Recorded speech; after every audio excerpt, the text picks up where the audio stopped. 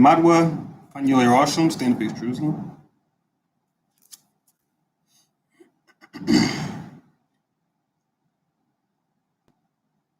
Blessing of the Sabbath.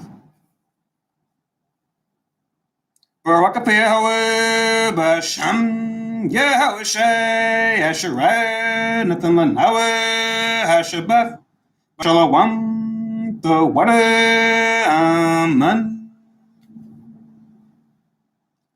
Blessed are you, Yahweh, in the name of Yahweh Shai that gives to us the Sabbath and peace. Thank you, so be it. The Alima Asherah Chad, Psalms 121. Anya Harayim Mayim Oh Harim Mayan Yabuwa Azariah Yabuwa Mayahu Shashab Shemayim Warataza La Yanathan Lamawat Ragalia Yala Yanawam Shashwamarka Hanai La Yanawam La Yashan Shashramar Yashrala Yahweh Shemaria Yahweh Tazalia Ayo Ya Yim Ya Yawamam Hashemash La Hakaya Wayarak La Balayala Yahweh Yashma Makam Rai Yashmar Napasha Yahweh Yashmar Hawalakya Wabuaya my fat will aid I will Basham Yahweh Shai for water Amen. Psalms 121, Song of Degrees. I will lift up mine eyes into the hills from whence cometh my help. My help cometh from the Lord which made heaven and earth. He will not suffer thy foot to be moved. He that keepeth thee will not slumber, behold. He that keepeth Israel shall neither slumber nor sleep. The Lord is thy keeper. The Lord is thy shade upon thy right hand. The sun shall not smite thee by day, nor the moon by night. The Lord shall preserve thee from all evil. He shall preserve thy soul. The Lord shall preserve thy going out and thy coming in from this time forth, and even forevermore. Amen.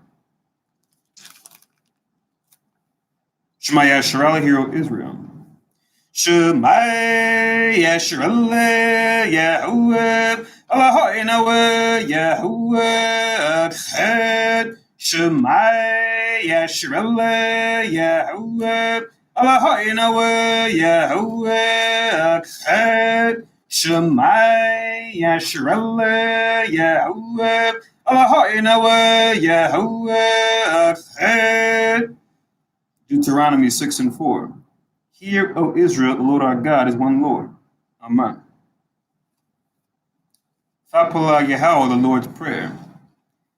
Abinawa Shabbat Shemayim Kodash Hayya Shanka Yahweh Malakwakab Taba'a Ratazawanka Hayya Aisha Baratazab Kabashamayim Nipulanawa Lacham Yawam Zad Wasalaklanawa Kabawak Kasalaknawa Kabawak Wala'ab Abiyarnawa Al Nasayawan Abab Hawashinawa Murang Kaya Laka Hamalakwa Wa'ala Wathaparath Waiwalam Aman. Matthew 6:9. After this manner, therefore, pray ye, Our Father which art in heaven, hallowed be thy name. Thy kingdom come, thy will be done on earth as it is in heaven. Give us this day our daily bread, and forgive us our debts as we forgive our debtors. And lead us not into temptation, but deliver us from evil. For thine is the kingdom and the power and the glory forever. Amen. Ha'ai Sharamatazawaf, the Ten Commandments. La'at, Yahayat, Lakab, Alahayim, Akarim, Alpinyat, La'ab, Thaishab, Lakab, Paso, Wala'ab, Thaibadam, La'ab, Lakwakaf, Shamwa, Yahweh, Alahayaka, Lashua, Zakar, Af, Hayawam, Hashabath, Lakodashwa, Kabad, Abiyaka wa amaka la'ab Ratazak la'ab Thana'at la'ab Thaganab la'ab Thainad Shakur la'ab Tachamad Kob Asherat Lara'ika Aman. Exodus 20:3. Thou shalt have none of the gods before me. Thou shalt not make unto thee any graven image, or any likeness of anything that is in heaven above, or that is in the earth beneath, or that is in the water under the earth. Thou shalt not bow down thyself to them, nor serve them. For I, the Lord thy God, am a jealous God, visiting the iniquity of the fathers upon the children, unto the third and fourth generation of them that hate me, and showing mercy unto thousands of them that love me and keep my commandments.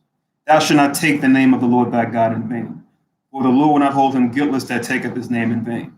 Remember the Sabbath day to keep it holy. 6 days shalt thou labor and do all thy work. But the seventh day is the Sabbath of the Lord thy God.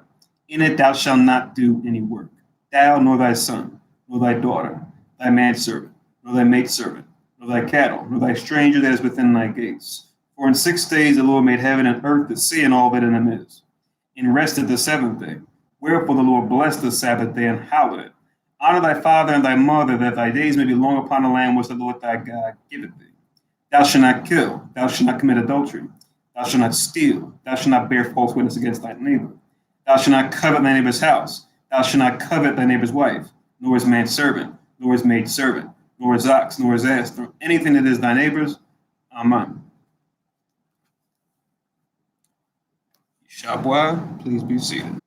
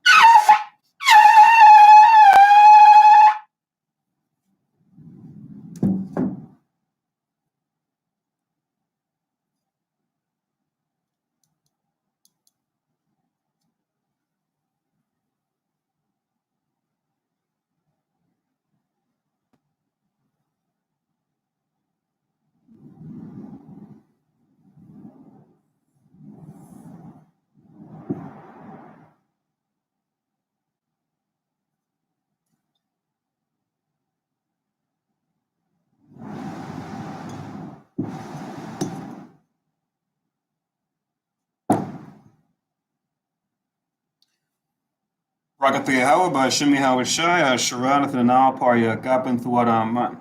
La Yahweh by Shemi Hawashai, Yashra.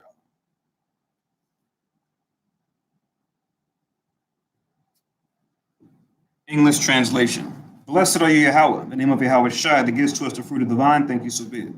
To Yahweh, in the name of Yahweh Shai, with Israel.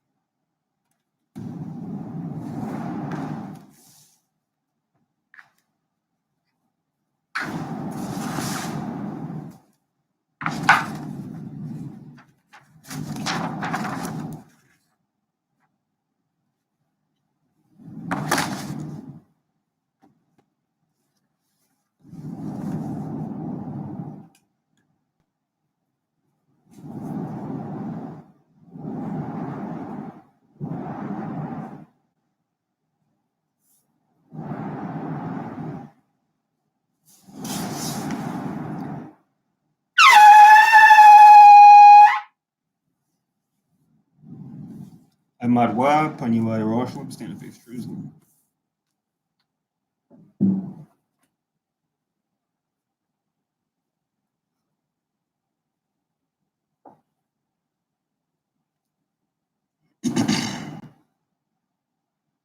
Barakatha Yahweh, Hagado, Rakawam, Abiyah, Wanawa El Yawan, Malak, Shal Shamayim, Warataza, Wakal, Dabayam, Kayayam, Wagam, Hamashayak, Mayahawa, Arawanawa, Habnawa, Hapulat, Yawa Aitaza, Yahawashai, Zakarnawa, Yahawa, Baratazawan, Ainka, Yashala, Zarnawa, Bana, Wasat, Yashala, O Nanawa, Yam Yan, Aitha, Kayawamyam, Makwadam, Babakusha, Shalak, Mike Allah, Watazawadak, Elahayim, La Maganawa, Rapharnawa, Washamab, Ionawa, Bakur, Shalak,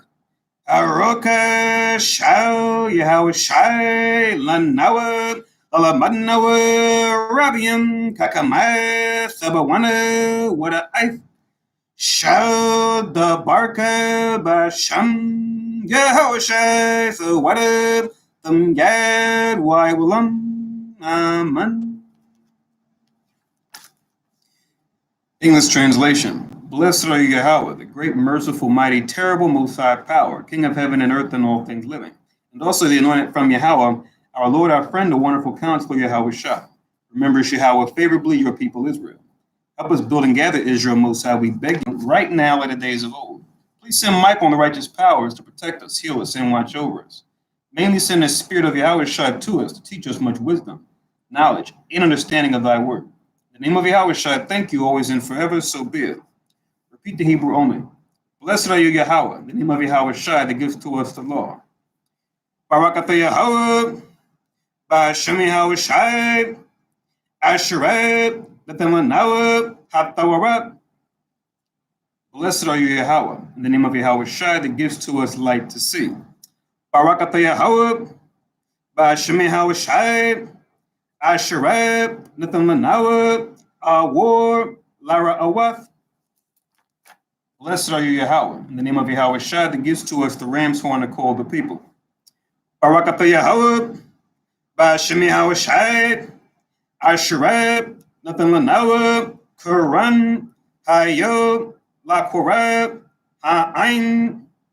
Blessed are you, Yahweh, in the name of Yahweh Shai that gives to us the olive oil to anoint Israel. Barakatah Yahweh, Ba'Shem Yahweh Shai, Asherah, Natamanawa, Hasheman, Zayef, Lamashak, Yasha'alab. Shabbat, be seated.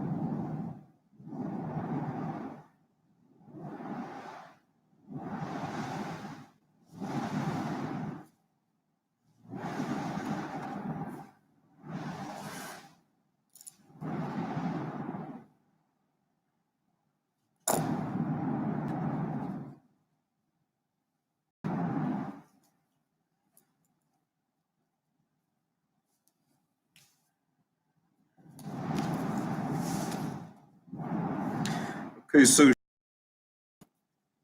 shalom, everybody here in Philadelphia. Shalom, everybody listening in on live stream, and shalom, watching on live stream. And shalom, everyone listening in on teleconference. Welcome to Hayat Shalom, so the Congregation of Israel, where we teach the so-called descendants of slaves, and also the so-called indigenous peoples, found mainly in North Central South America and the Caribbean, make up the southern and northern kingdoms of the 12 tribes of Israel, and that we fall into a lower state as a people, politically, economically, even religiously, because we broke the laws of God found in the Bible given to us by Moses. That we come out of this lower state that we fall into by turning back to these commandments we broke by following Jesus Christ as our example, who did no sin, neither was guile found in his mouth. And one way we do that is by keeping the Sabbath holy from Friday sundown to Saturday sundown weekly, and conducting a Sabbath service. Today's Sabbath service will be Deuteronomy chapter 17 and 18. Once again, Deuteronomy chapter 17 and 18. My name is Nabia Zerababal. I'll be doing the service today by way of the Holy Spirit. And for your records, you can just write down that today's date is February the 8th, 2020, according to the Gregorian calendar. But according to our calendar, it would be the 11th month and the 15th day. That shouldn't be too hard to calculate, because if you remember 2 weeks ago, Friday, Sunday, we were keeping the 11th new moon. So one way to always remember what day of the month that you're in. Always remember what night the new moon was, and then a week from that night, just add 7. So 2 weeks ago, 11th month, the first day.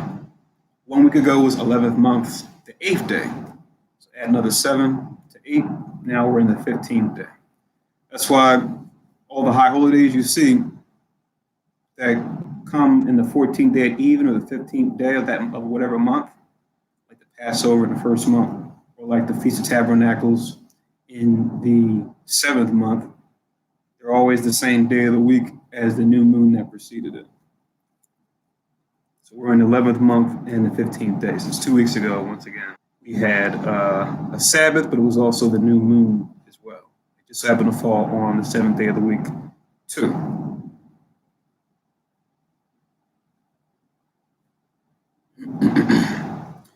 So first, let's go into Deuteronomy 17 by Bar Ashwan, or in the Hebrew first. And for today's service, we're going to go a bit swiftly since I had to leave early. I'm not going to take a break. I'm going to go right through it. 17 of Deuteronomy Hebrew, then go into it in the English.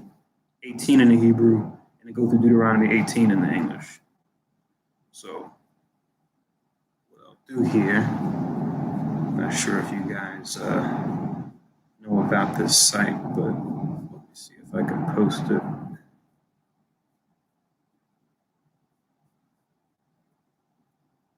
Post the chat. Switch account, sign out.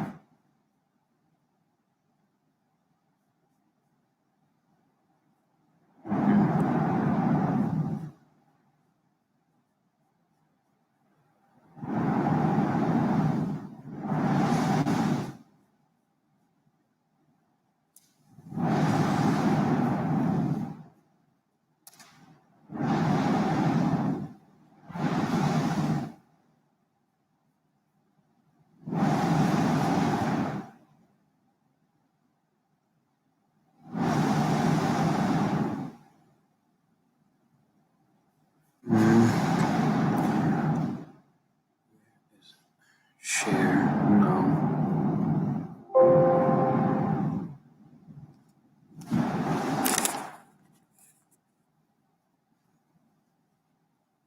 Just give me one moment.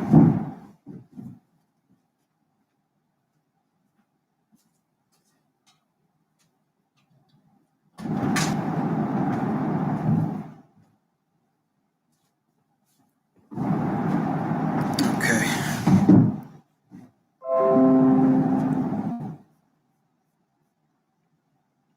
That's good.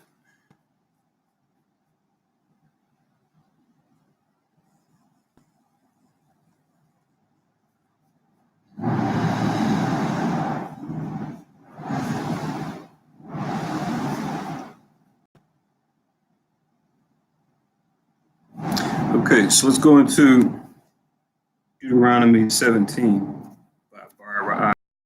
And I like to go on a website called Scripture for All, Scripture the number 4 and then all.org. They have a nice interlinear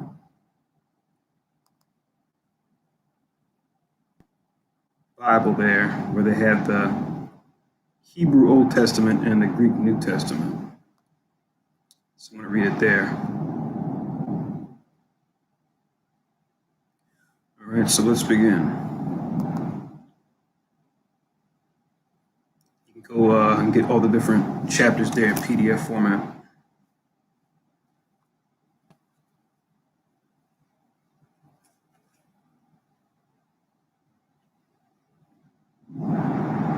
So this is Deuteronomy 17 in 1.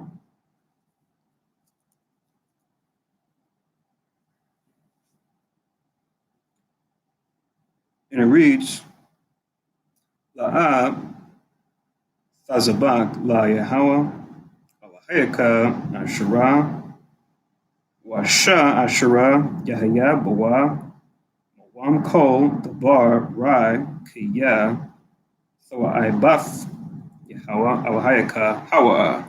Verse 2. Kiyah Yamataza'am Ba Korabka Ba Chad Sha'ariyaka,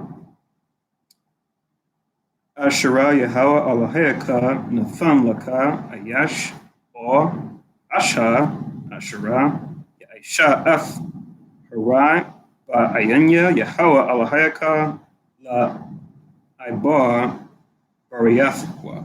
3. Wayako, Wa Ya'ibad, Alahayam, Achariam, where Shathak wa Laham wa La Shamash or La Iraq, sun and moon, or Lakol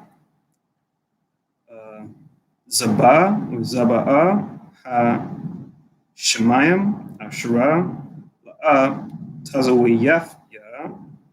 4. Wa Hagad Laka wa Shama'ith wa Darashef Hayatab wa Hana Amath Nakawan Ha Dabar Naishatha Ha Thawaiba Ha Za'af Ba Yashara. 5. Wahawa Taza'af Af Ha'ayash Hahawa'a or Af Asha Hahawa'a Ashara Aishwa Af Hadabar Harai Haza O Sha'aryaka Af Hayash O Af Asha wa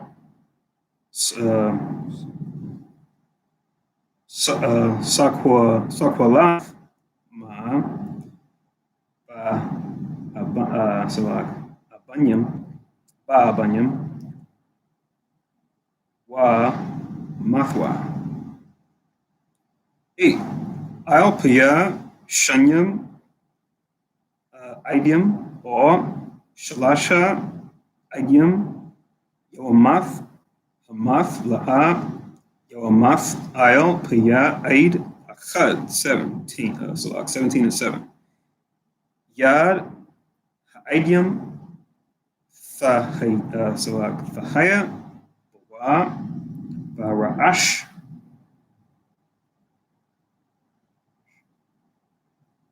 Bara'ashna Barashanha, there we go. Barashanha Laha Mayathwa Wiyad Kol Ha'ain Bacharanha Waba'ai Rath Harai Ma Karabka. 8. Kaya Yapala'a Mamka Dabar La Mashapat Bayan Dam Ladam Bayan Yadan La Yadan Wabayan Nagai La Nagai Dabarya Rayabath Ba Sha'ariyaka Wa Kumath Wa I'll Yath or Hama Kuwam Shara Yabakar Yahawa Alhayaka Bawa. 19.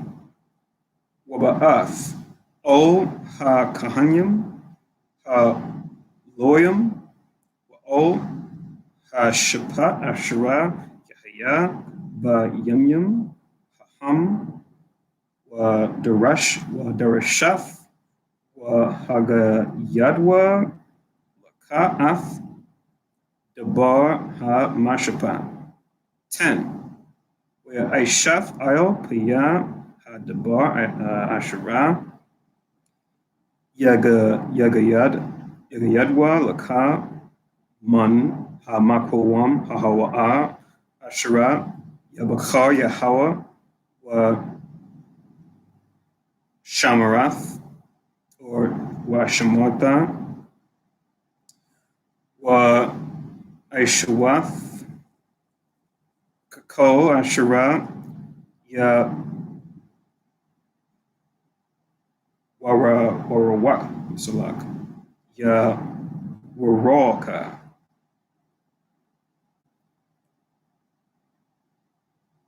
shall inform you. 11. Iopia Ha Thawara Ashura. Here it is again. Here it's teach thee, but it's the same Hebrew word. Ya Raka Wa'io Ha Mashapat Ashura Ya Mawa Laka Fa'aisha La'a Fasawar Man Hadabar Ayash Yagayadwa Laka Yamyan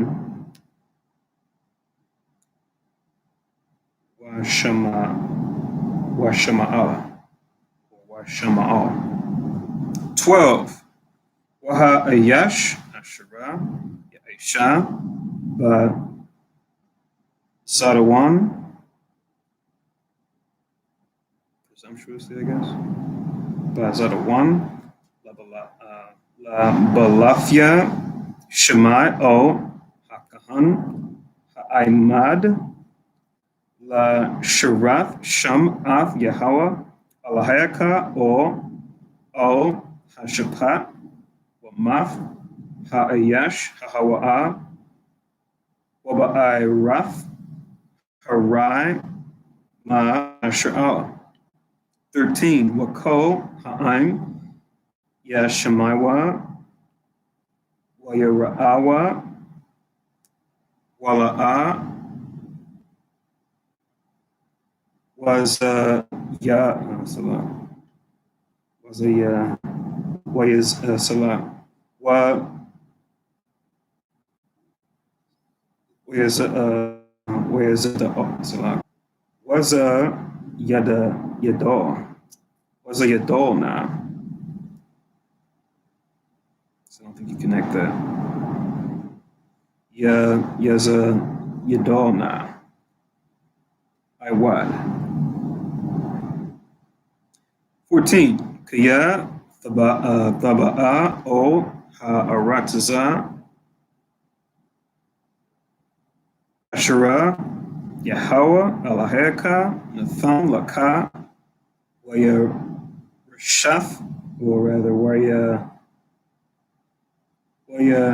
Sharathha Waya Shabatha Baha Wa Marath, or Wa Amarta Ashayamha Alya Malak Kakol Hagawoyam Ashura Sabaya Bathya. 15.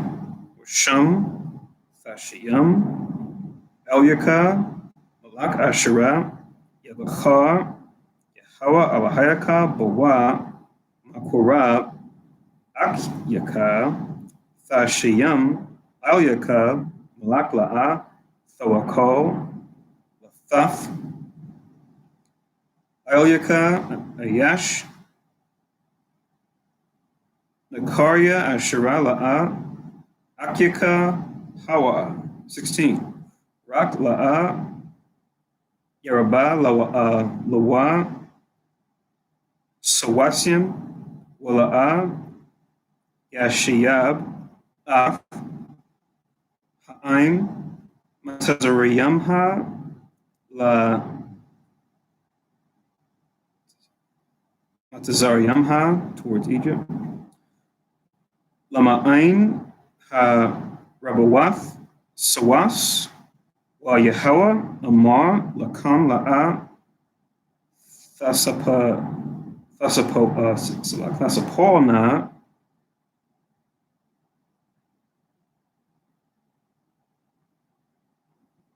Shawab Badarak Za Wad. 17. Wala'a Yabaha Lawa Nashim Wala'a Yasawur Lababwa wa kasab, wa zahab, gold and silver, Yerubah, Luwa, Ma'ad.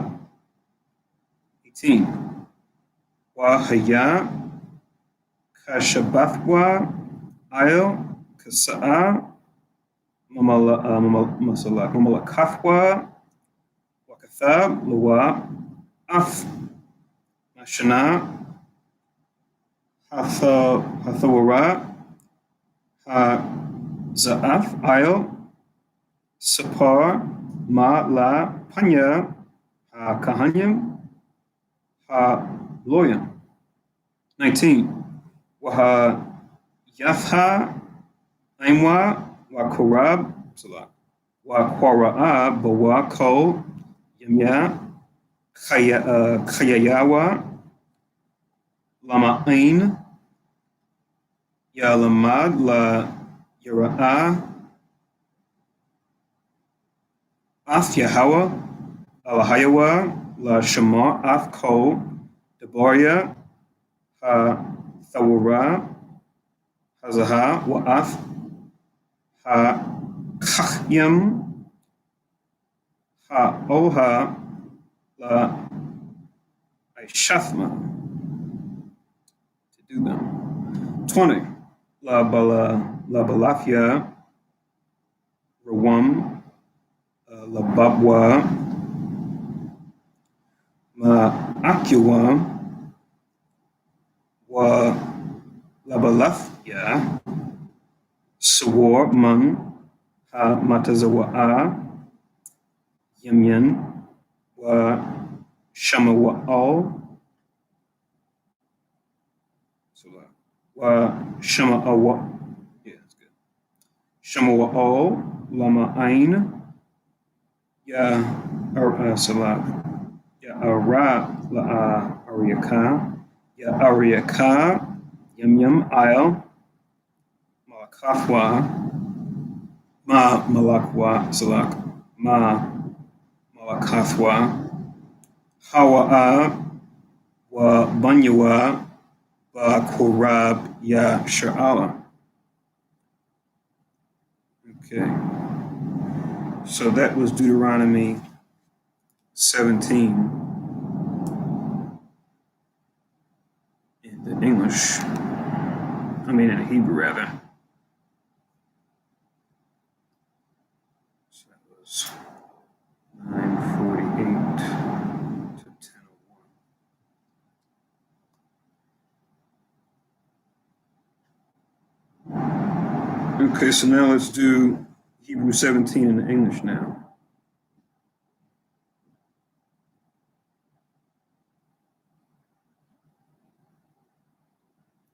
So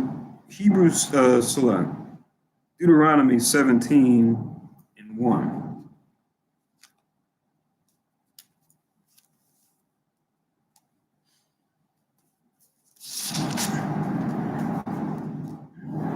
It starts off by saying, "Thou shalt not sacrifice unto the Lord thy God any bullock or sheep wherein is blemish or any ill-favoredness. For that is an abomination unto the Lord thy God."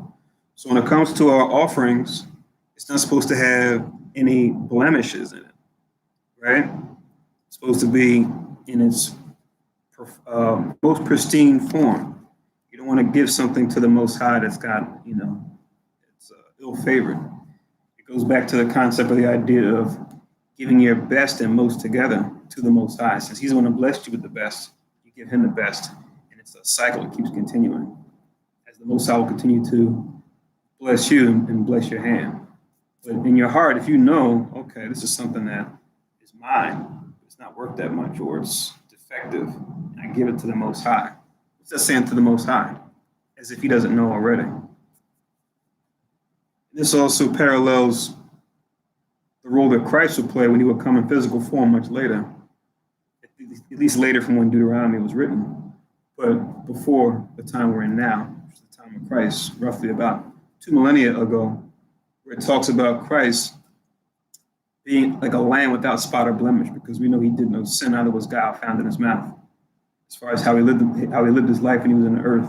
Also, on a physical level too, because when he was crucified, it says not a bone on his body was broken. Consider both those angles. Here's verses you can write to go with that. Deuteronomy 17:1. You can link 1 Peter chapter 1, verse 18, and also verse 19. Once again, 1 Peter chapter 1, verse 18 and 19, and I'll read it briefly. We'll continue. So 1 Peter chapter 1,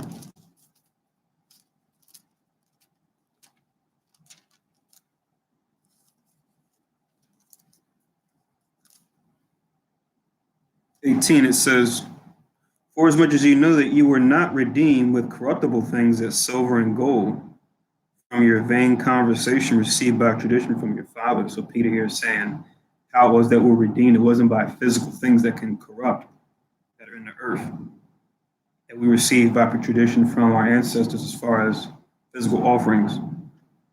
19, but with the precious blood, which we know the life is in the blood, we read before in Deuteronomy and also Leviticus. With the precious blood of Christ, as of a lamb without blemish and without spot. So here Peter likening Christ to a lamb without blemish and spot, like it says here in the law in Deuteronomy. So that's why Peter was making that comparison. Also, as far as not a bone in his body being broken, same way you wouldn't break any of the offerings that you would physically offer to the Most High. Christ being a representative of that too, and being that most perfect offering for the sins of the entire nation, not just for one instance like a regular sin offering. St. John chapter 19 and 36.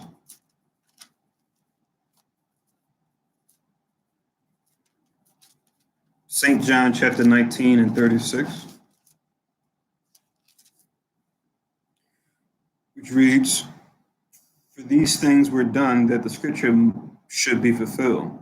A bone of him shall not be broken." Right? Just telling you that when they took him down from the cross, they didn't break his legs. You read above when it came to Christ's crucifixion. So St. John 19:36, link that with Psalms. Here's the scripture that they got it from, or the scripture that Christ fulfilled that was written aforetime. Psalms chapter 34 and verse 20. Psalms chapter 34 and verse 20.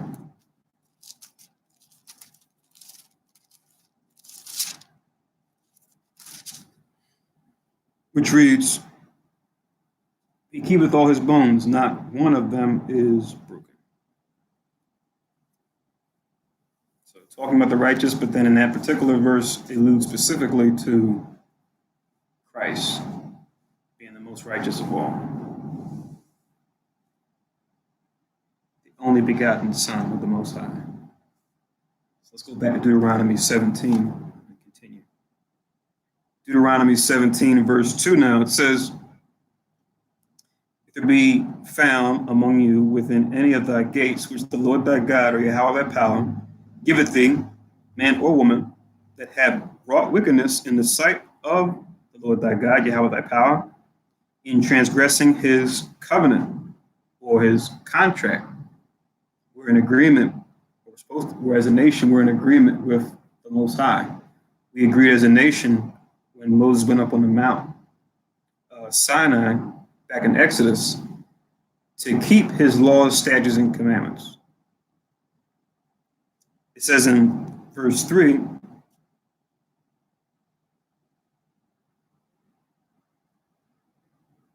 "And have gone and served other gods and worshipped them, either the sun or moon or any of the host of heaven, which I have not commanded." Verse 4, "And it be told thee, and thou hast heard it, and inquired diligently, and behold, it be true." So you don't just go off a hearsay, you do an investigation to find out, yeah, this sin is indeed being transgressed by someone. "And behold, it be true, and the thing certain is such abomination," which abomination just means something that's utterly detested. So it's like hate on a high level. So something the Most High hates sincerely. Something hated, which of course is going against the Most High's righteous commandment. Such abomination is wrought in Israel, verse 5. Then shall thou, or you, bring forth that man or that woman which have committed that wicked thing into thy gates, even that man or that woman, and shalt stone them with stones till they die. So they're to be executed by means of stoning. 6. At the mouth of 2 witnesses or 3 witnesses shall he that is worthy of death be put to death. At the mouth of 1 witness he shall not be put to death. So you need to have more than 1 witness, at least 2 to 3, because one person's witness could be false.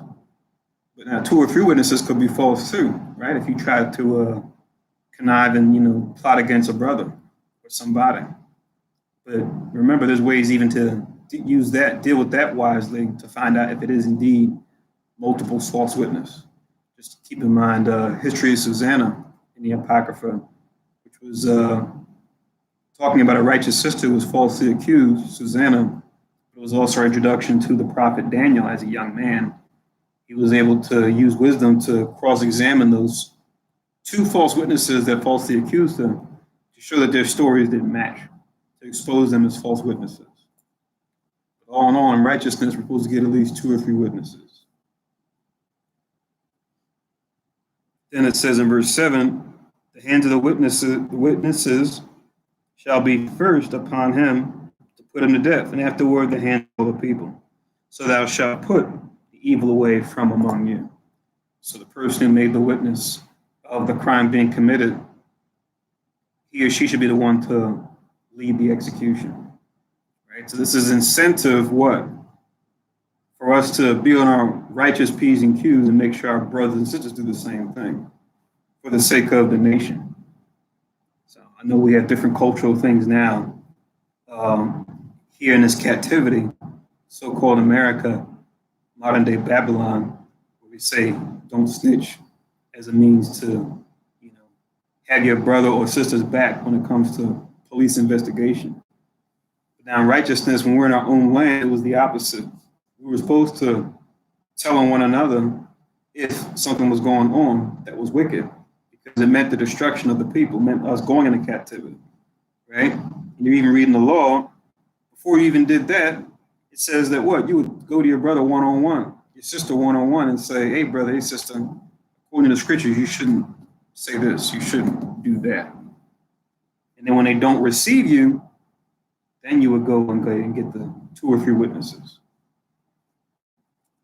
So righteous culture, as opposed to the culture that we have now, which some of it is righteous, but a lot of it is wicked because it's mixed with things we picked up from the strange nations. Yeah. So link with 2 all the way down to 7, because we read this not too long ago, a couple Sabbaths ago. We went into Deuteronomy 13, but you can link from 2 to 7, this whole section. Link it with Deuteronomy 13, 6 down to about 11, which I'll read right now briefly, just as a reminder. Deuteronomy 13 and 6, it reads, if thy brother, the son of thy mother, or thy son, or thy daughter, or the wife of thy bosom, or thy friend, which is as thine own soul, entice thee secretly, saying, let us go and serve other gods, which thou hast not known, thou or thy fathers. 7, namely of the gods of the people which are round about you, nigh unto thee, or far off from thee, from one end of the earth even to the other end of the earth. 8, thou shalt not consent unto him, nor hearken unto him, neither shall thine eye pity him, neither shalt thou spare, neither shalt thou conceal him. 9, thou shalt surely kill him. Thine hand shall be first upon him, like we just read, put him to death, and afterward the hand of all the people. 10, and thou shalt stone him with stones, that he die, because he have sought to thrust thee away from the Lord, which brought thee out of the land of Egypt, from the house of bondage. And all Israel shall hear, verse 11, and all Israel shall hear and fear, and shall do no more any such wickedness as this is among you. Okay. So that was Deuteronomy 13, 6 to 11, just as a recall back to what we read a couple weeks back when we were going through Deuteronomy 13. Let's go back to Deuteronomy 17 and continue with the reading. So we're in verse 8 now, Deuteronomy 17 and 8. It says, if there arise a matter too hard for thee in judgment, between blood and blood, between plea and plea, stroke and stroke, being matters of controversy within thy gates, then shalt thou arise and get thee up into the place which the how thy power shall choose, right? Which we know when we go into what the Most High would eventually choose after our time in the wilderness, what will be the land of Israel, and within Israel, specifically not Zion, where the Jerusalem was, the capital city, where we were going to build a temple, which is like the tabernacle, which went with us. It's going to be in one place. So there's a lot of similarities between the way the tabernacle was set up and the temple was set up. But that will be that place. The Most High will always look upon that He would choose a place, that He would choose to put His name in. Just to link with that, as far as what we're talking about, to go with 17 and 8, you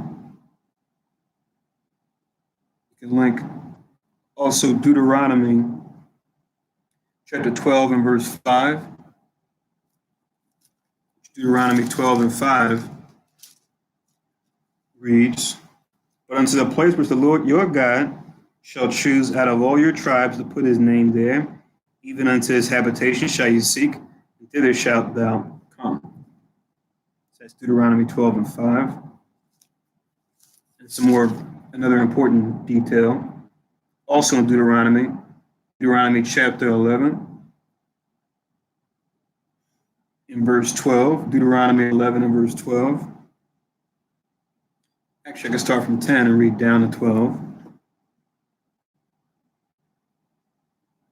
Which Deuteronomy 11 and verse 10 reads, for the land which thou goest in to possess it is not as the land of Egypt from whence ye came out, where thou sowest thy seed, and waters it with thy foot as a garden of herbs. But a land whither ye go to possess it is a land of hills and valleys, and drinketh water of the rain of heaven, a land which Yahweh thy power careth for. The eyes of the Lord thy God are always upon it, from the beginning of the year even unto the end of the year. So showing how important, how special this particular land is amongst all the lands that He's made. Remember, out of everything the Most High has created, He has favorites. He has a favorite land and a favorite mountain and a favorite city. To prove that, also to go with this chain of scriptures, 2nd Esdras in the Apocrypha. 2nd Esdras, chapter 5. I'm just going to read verses 24 and 25. 2nd Esdras, chapter 5, verse 24. It reads, and of all lands of the whole world, thou hast chosen thee one pit, right? Referring to what we call Israel. It says, and of all the flowers thereof, one lily. So the things that grow in the field, He chose the lily. And in verse 25, it says, and of all the depths of the sea, thou hast filled thee one river, right? Going into the Jordan. It says, and of all builded cities, thou hast hallowed Zion unto thyself. See that? So referring to Zion / Jerusalem. So that's the place.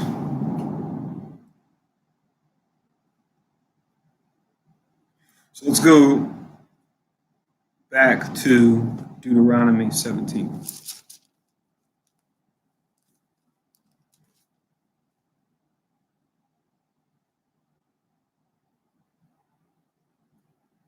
we read verse 8, all those verses I just gave you dealing with the place that He chose and scriptures pertaining to that. It says in verse 9, and thou shalt come unto the priests, the Levites, and unto the judge that shall be in those days, and inquire, and they shall show thee the sentence of judgment. So if you have a hard matter you can't figure out between people, given whatever the situation may be, like I said above, between blood and blood or life and life, plea and plea, stroke and stroke, things said, things done, right, where conflict arises. Back in verse 10, thou shalt do according to the sentence. Rather, let me read 9 again. And thou shalt come unto the priests, the Levites, and unto the judge that shall be in those days, and inquire, and they shall show thee the sentence of judgment. So it's supposed to go into the scriptures and weigh the situation in the balance, ask the right questions, make a diligent search, and then make a decision. Verse 10, and thou shalt do according to the sentence which they of that place which the Lord shall choose to show thee, and thou shalt observe to do according to all that they inform thee. So listen to their judgment, right? What's the point in having judges if after they decide the matter, you still decide to do your own thing? What's the point? It says in verse 11, according to the sentence of the law which they shall teach thee, and according to the judgment which they shall tell thee, thou shalt do. Thou shalt not decline from the sentence which they shall show thee, to the right hand or to the left. So don't go to the right, don't go to the left. Hearken unto what they're saying and listen to it, apply it. It says in verse 12, and the man that will do presumptuously, which you look up presumptuously, right? It's like doing something that's unseemly. Let me get the more specific definition. So when you do something presumptuously, it comes from the word to presume. So here's the definition. Presumption, the act of presuming, assumption of something is true, belief on reasonable grounds or probable evidence, something that's presumed. An assumption, a ground or reason for presuming or believing. Then it has a legal definition as far as how it's used according to the laws of man. Inference required or permitted by law as to the existence of one fact from proof of the existence of other facts, right? So it's like building a case based on a series of facts. Then it says, an assumption often not fully established that is taken for granted in some piece of reasoning. And finally, unwarrantable, unbecoming, or impertinent boldness. So I think for what we want here, the definition that probably fits the best is as far as what it's saying here. An assumption often not fully established that is taken for granted in some piece of reasoning. So it's like making an assumption without getting all the facts, or taking things on your own as opposed to really hearing out the full matter and then deciding from that. That's why it says,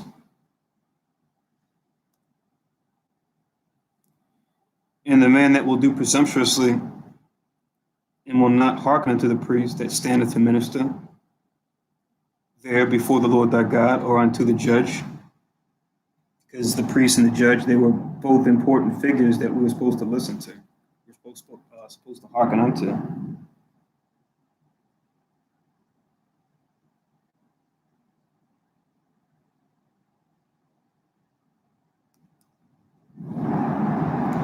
It says,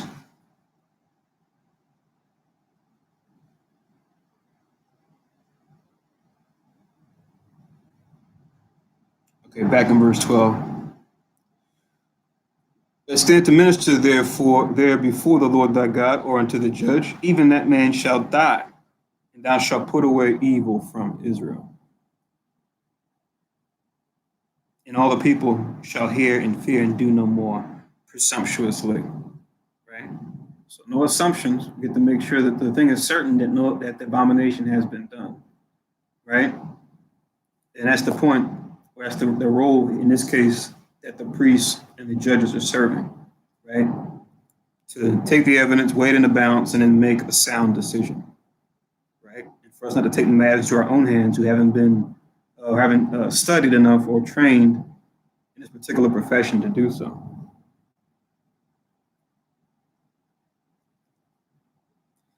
All right. So with this section here, because we see this even goes back to the sound advice that Moses got from his father-in-law, remember? So with 8 to 13, Deuteronomy 17, you just write down Exodus chapter 18,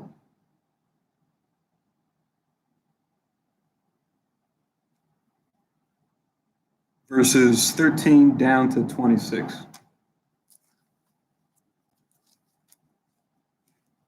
But you read that whole section, it's the advice that Jethro, his father-in-law, has given Moses as far as how to deal with all the different matters and situations that come up with all the people, since he was overwhelmed because he was trying to do it all himself. He was taking on too much. So here's the sound advice that he gave him. I'll just read through it swiftly since it's pretty self-explanatory. Exodus 18 and 13, it says, "And it came to pass on the morrow that Moses sat to judge the people, and the people stood by Moses from the morning unto the evening. When Moses' father-in-law saw all that he did to the people, he said, What is this thing that thou doest to the people? Why sittest thou thyself alone, and all the people stand by thee from morning unto even? And Moses said unto his father-in-law, Because the people come unto me to inquire of God. When they have a matter, they come unto me, and I judge between one and another. And I do make them know the statutes of God and his laws. And Moses' father-in-law said unto him, The thing that thou doest is not good. 18. Not so much what he's doing, but how he's doing it. He's going to explain. Verse 18. Thou wilt surely wear away both thou and his people that is with thee. For this thing is too heavy for thee. Thou art not able to perform it thyself alone. 19. Hearken now unto my voice, I will give thee counsel, and power shall be with you. Be thou for the people to Godward, that thou mayest bring the causes unto God. And thou shalt teach them ordinances and laws, and shalt show them the way wherein they must walk, and the work that they must do. Moreover, thou shalt provide out of all the people able men, such as fear power, men of truth, hating covetousness, or wanting what others have, for unrighteous reasons. And place such over them to be rulers of thousands, and rulers of hundreds, rulers of fifties, and rulers of tens. And let them judge the people at all seasons. And it shall be that every great matter they shall bring unto thee, but every small matter they shall judge. So shall be easier for thyself, and they shall bear the burden with thee. So wise counsel, right, from his father-in-law, right? So we always do keep in mind when we see people say certain things, even if it's someone that's not, Israel or the Most High or Christ.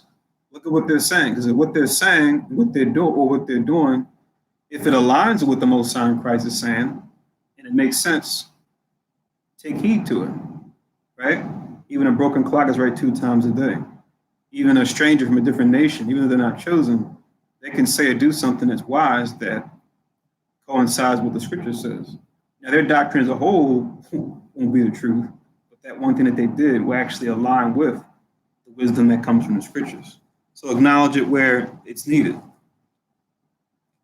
It says,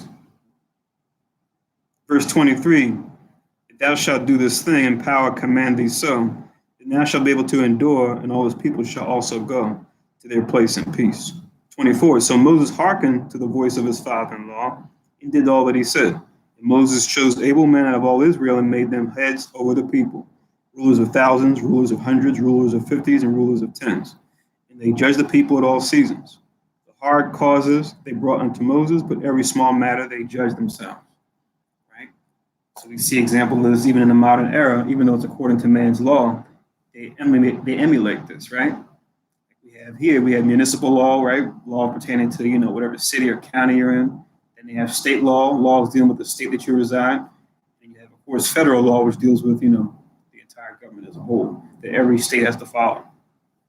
So you see, even today, they emulate what we see here in the scriptures, as far as how to deal with small matters, right, that are more local versus greater matters which need to be brought up on a high level. So back to Deuteronomy 17, because that's a class in of itself. We can go into more detail with that kind of thing.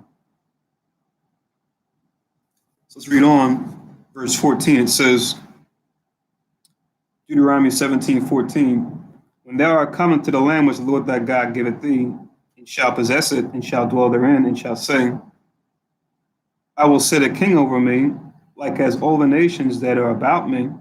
So Most High knew in the future, he knew that Israel eventually would seek out a physical king, a representation of him, the Most High on earth. At least that's what the king should be. He knew that would come eventually.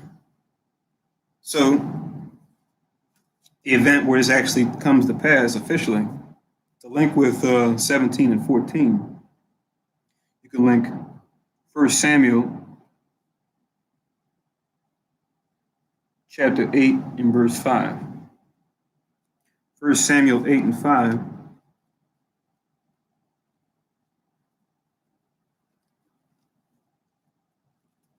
Which 1 Samuel 8 and 5 reads,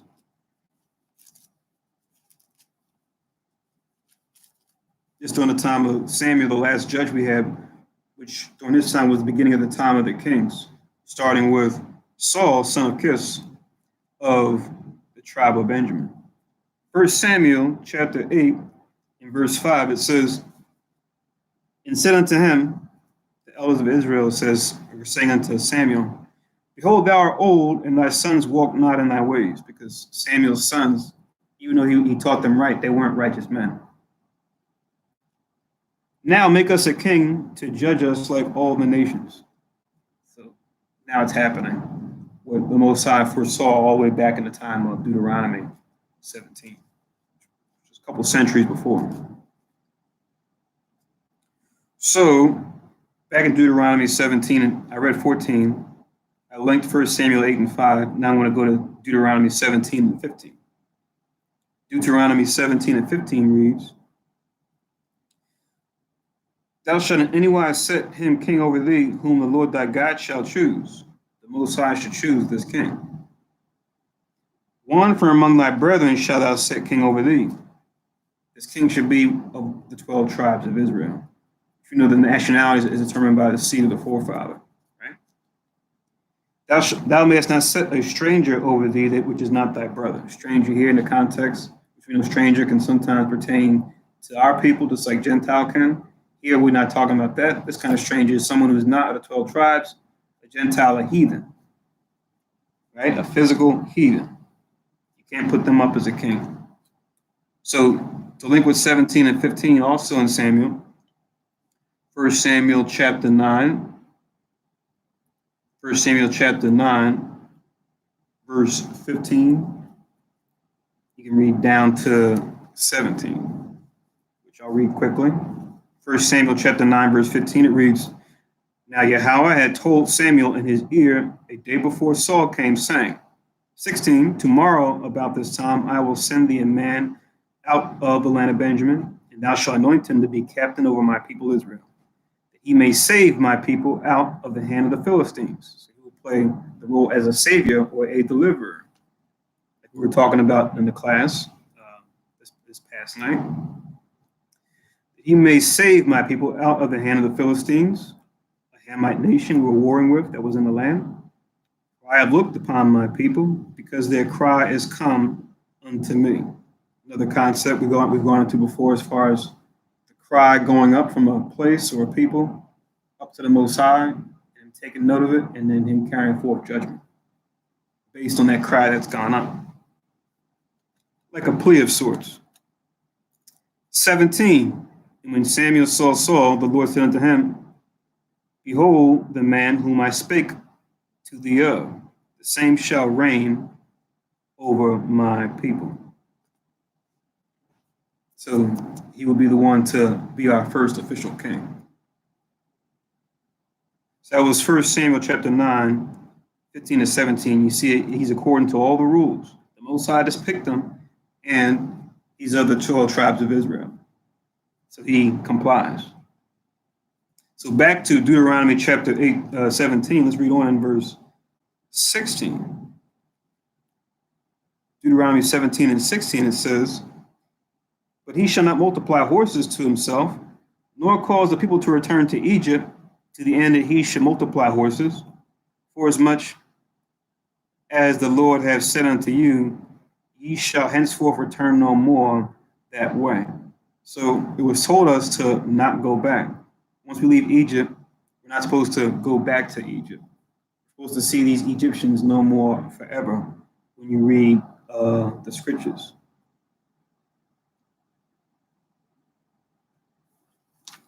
And I think that's in, let me see.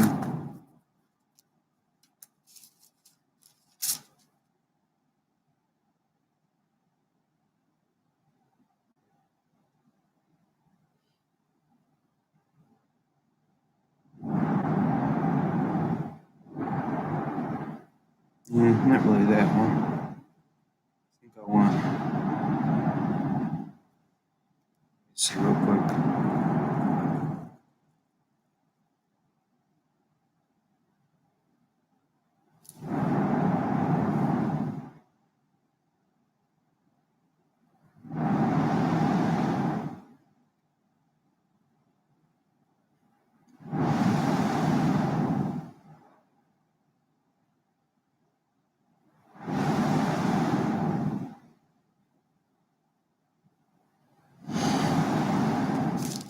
Yeah, there we go. So to link with 17 and 16,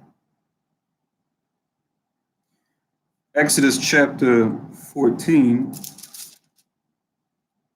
in verse 13. Exodus chapter 14, verse 13, which reads, "And Moses said unto the people, Fear ye not, stand still, and see the salvation of Yahweh, which he shall show to you today. For the Egyptians, whom ye have seen today, ye shall see them again no more forever." So we're going to be leaving, not going to go back. We oftentimes can use this verse to deal with the Deuteronomy 28 and 68 breakdown, where it says what? Thou shalt see it no more again, referring to, when it says the Lord shall bring thee into Egypt again with ships. We know that Egypt in the first part can't be talking about physical Egypt, because right here, based on this verse, we're not going to physically go back as servants and handmaids like we see here.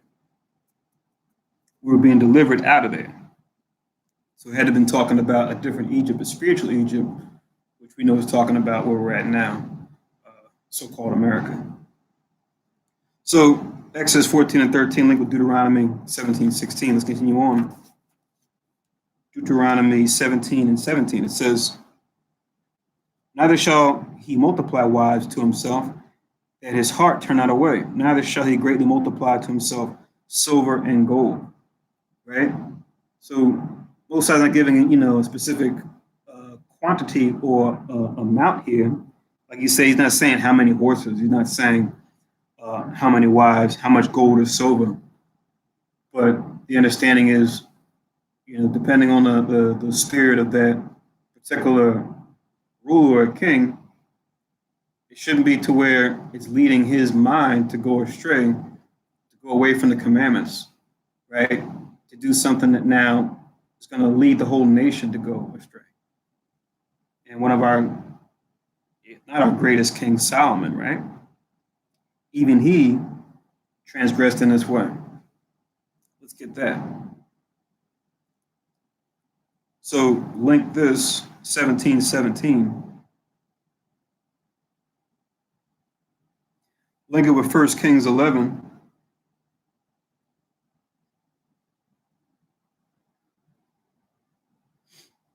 And 1 all the way down to 8 is pretty much the whole section that goes into how Solomon fell away in his latter years of rule, and how it would be a thorn unto him and unto all Israel that he had command over.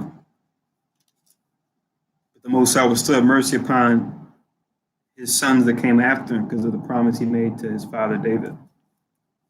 So 1 Kings 11 and 1, it reads, King Solomon loved many strange women, together with the daughter of Pharaoh, women of the Moabites, Ammonites, Edomites, Zidonians, and Hittites. Right? So not only multiple wives, but even in his case, multiple strange wives, wives of different nations. And the nations, the gods of the nations are idols, right? The Psalms tell us that. So let's see what happens. Verse 2, of the nations concerning which Yahweh said unto the children of Israel, you shall not go in unto them, neither shall they come in unto you. For surely they will turn away your heart after their gods. Solomon clave unto these in love, right? It says in verse 3, and he had 700 wives, princesses, and 300 concubines, and his wives turned away his heart. So yeah, while he might have physically been able to afford this many wives, spiritually it was a weight on his heart. Even with all his wisdom, his wives would still, as we're going to read, lead him from going the way of the Most High and to go to the left and to the right and deal with strange gods. It says in verse 4, for it came to pass when Solomon was old that his wives turned away his heart after other gods, and his heart was not perfect with Yahweh's power, as was the heart of David his father. For Solomon went after Ashtoreth, the goddess of the Zidonians, and after Milcom, the abomination of the Ammonites. And Solomon did evil in the sight of the Lord, and went not fully after the Lord, as did David his father. Then did Solomon build an high place for Chemosh, the abomination of Moab, in the hill that is before Jerusalem, and for Molech, the abomination of the children of Ammon. Keep that Molech in mind. It's going to come back later as we read on in the next chapter. Verse 8, and likewise did he for all his strange wives, which burnt incense and sacrifice unto their gods. So, big, humongous no-no. In the Ten Commandments, what's the first of the Ten Commandments? Thou shalt no other gods before me. So let's look upon it, let's remember it, and let's consider it in these times as we're coming back into the Most High's graces. And many of us dealing with idols, not even knowing about it most of our lives. Let's remember this lesson. Let's make sure we don't fall away again. So back to Deuteronomy 17. Let's read on in verse 18. It says, and it shall be when he, remember that he is talking about the king, who the Most High will set up, that we should take from among our brethren. And it shall be when he sitteth upon the throne of his kingdom, that he shall write him a copy of this law in a book out of that which is before the priest the Levite. So he's to handwrite, showing the wisdom that goes into, writing, penmanship, and just how it's not something that's, to be retired. Because, there's talks about in education today how they're phasing out cursive and, with the information age that we're in now, dealing with a lot of touchscreen, push buttons, typing, things like that. While those are all means to type words, right, and track down information, at the same time, just remember the timeless wisdom that goes into writing things down. Even the angels do it, right? Think about even scientists talk about, the important motor skills it develops when it comes to writing things by hand. And other things we do by hand, not just writing, but even, things dealing with arts, whether it be painting or sculpting, musicianship, et cetera, and so forth. So the wisdom behind writing down the first 5 books of Moses, writing down this law, is important, right? For a king to do, for him to be accountable to what it says, and for what Israel is supposed to do, since he has ruled over them, as granted by the Most High. So linked with verse 18, we look at our leader that came after Moses, which was Joshua. We see that he did this. So you can link Deuteronomy 17 and 18 with Joshua.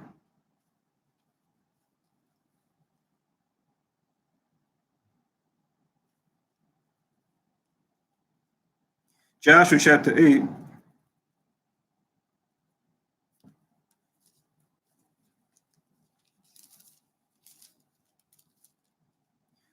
Joshua chapter 8, 32 to 35. Joshua 8:32-35, it says, "And he wrote thereupon the stones a copy of the law of Moses, which he wrote in the presence of the children of Israel." 33, "And all Israel and their elders and their officers and their judges stood on this side of the ark and on that side before the priests and Levites, which bear the ark of the covenant of the Lord, as well the stranger as he that was born among them. Half of them over against Mount Gerizim, and half of them over against Mount Ebal, as Moses, the servant of the Lord, had commanded before, that they should bless the people of Israel. And afterward he read all the words of the law, the blessings and cursings, according to all that is written in the book of the law." 35, "And there was not a word of all that which Moses commanded, which Joshua read not before all the congregation of Israel, with the women and the little ones and the strangers that were conversant among them." So we see Joshua following this example, right? Being our next leader to come after Moses. Because remember, in the Hebrew, malak, right? We translate it into king as far as, in the English. But remember, in the Hebrew, it more loosely translates into ruler, right? It's not necessarily specifically like all things that go into, say, being a king per se, right? But more loosely just means a ruler. Like when you see Queen Esther in the Hebrew, it says Malak Asathar. She's called Malak too. But in the English, we would translate it to queen because we know queen pertains to a certain type of ruler that's female, or right, that's female or a woman. But Malak, like I said, it can deal with both genres. Both genders, if you will. Not genres, that's something else. All right, so back in Deuteronomy 17, we just linked Joshua 8:32-35 to link with verse 18. Let's continue on in verse 19. It says, "And it shall be with him," it referring to his copy of the first 5 books that he wrote, the law of Moses. "And it shall be with him, and he shall read therein all the days of his life, he may learn to fear the Lord his God, to keep all the words of this law and these statutes, to do them." So, it's an exercise of labor, right? Exercise of love that it takes a commitment, right? To sit down and actually write the whole thing by hand, right? So it's not like, today, oh, I'm going to be king. Okay, let me go get a photocopier and start photocopying pages. No. By hand. It says in verse 20, "That his heart be not lifted up above his brethren, and that he turn not aside from the commandment to the right hand or to the left, to the end that he may prolong his days and his kingdom, he and his children in the midst of Israel." See? So it's a humbling process from to write down this law. And we want the king to be humble because he has to remember, yeah, he may be king, but he's just like his brothers and sisters in the nation, right? And that there's a great responsibility that comes upon his shoulders to deal with them accordingly like they were himself, for their sake and for his children's sake to come after. So 17 and 20, you can link Joshua 1 and 7. Once again, Joshua 1 and 7. Also, Joshua 23 and 6.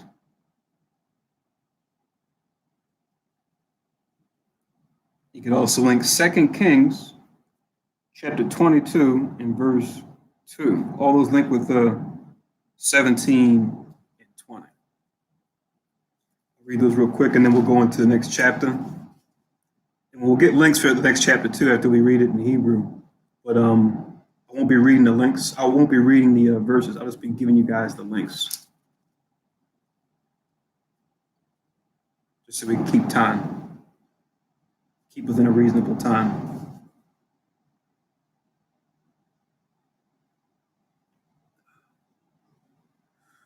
Okay, so Joshua chapter 1, verse 7.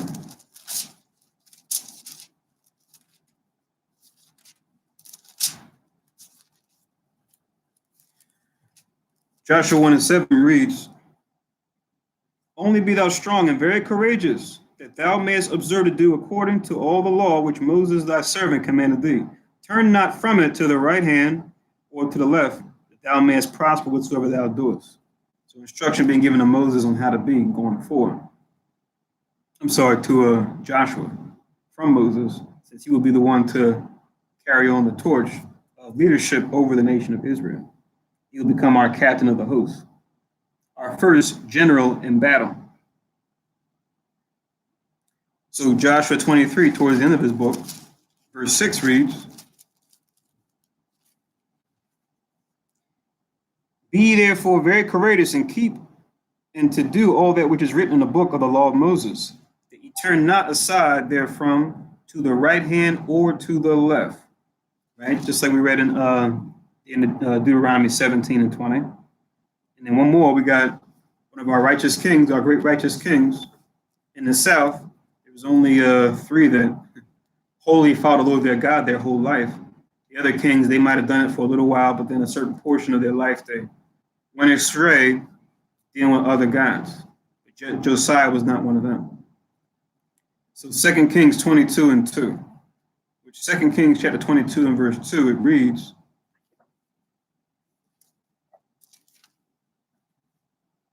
"And it came to pass in the 3rd year that,"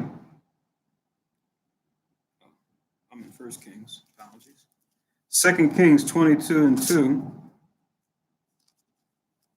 it says, "And he," you read above, it's talking about King Josiah, "he did that which was right in the sight of the Lord, and walked in all the way of David his father, and turned not aside to the right hand or to the left." So you see that same wording there, right? Walking that straight and narrow path, right? Straight is the gate, narrow is the way that leads into salvation, like Christ tells us in the New Testament, right? So don't turn to the left, don't turn to the right. Look straight ahead, look straight forward. Keep the Most High in Christ on your sights. So that's Deuteronomy chapter 17. Let's continue on in Deuteronomy 18. I'll do it in the Hebrew first, or by Baria Ra'ash. So this is Deuteronomy 18 in the Hebrew. And it reads,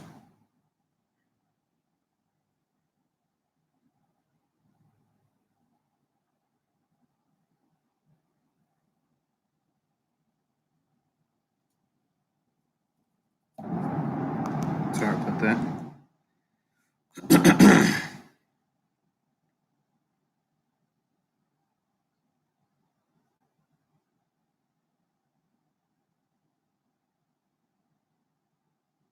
Deuteronomy 18.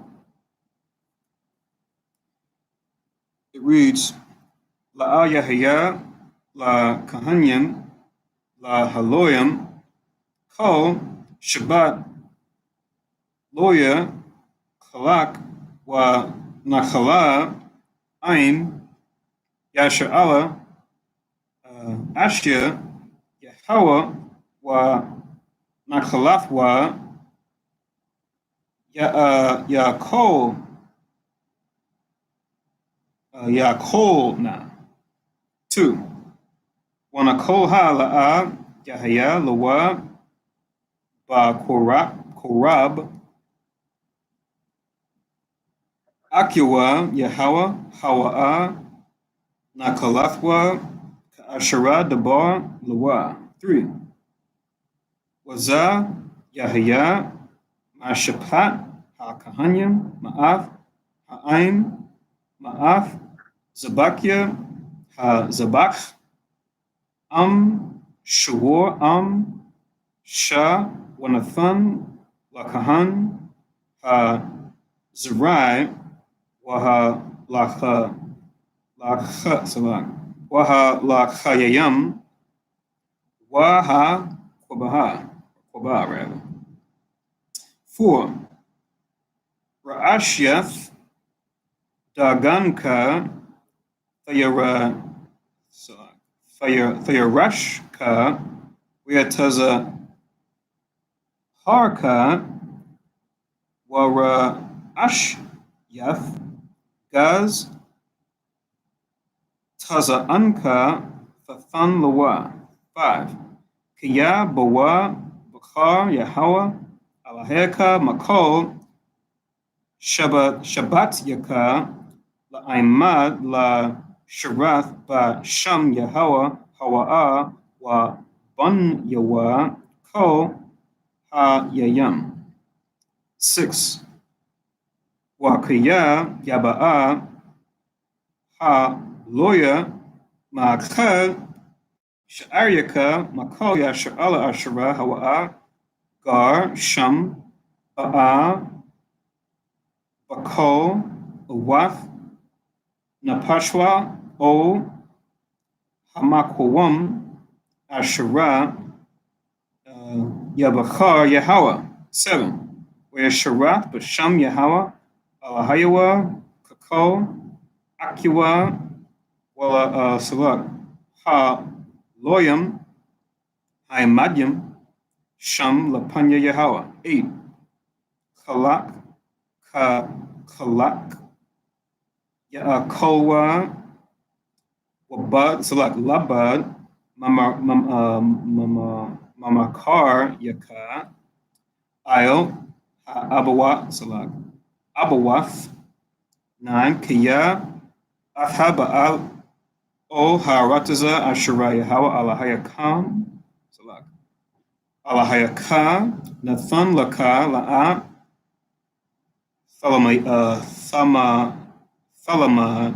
Thalamad La'ishwath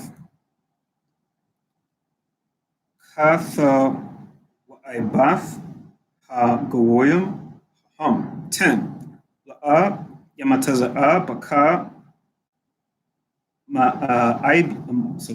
Ma'aibayar Banwa Wabathwa Ba'ash Kwasamyam Ma'aiwanan Wa Manachash Wa Makashap. 11. Wa Kabar Wa Sha'o Awaba Wa'eda'anya Wadarash O Ha Mathamam Ha Mathayam. 12. Kaya Thawaibath Yahawako Ayash Alaha Wabagalo Hathawa Ibath Oha Yahweh Alahayaka Mawarash Mawariyash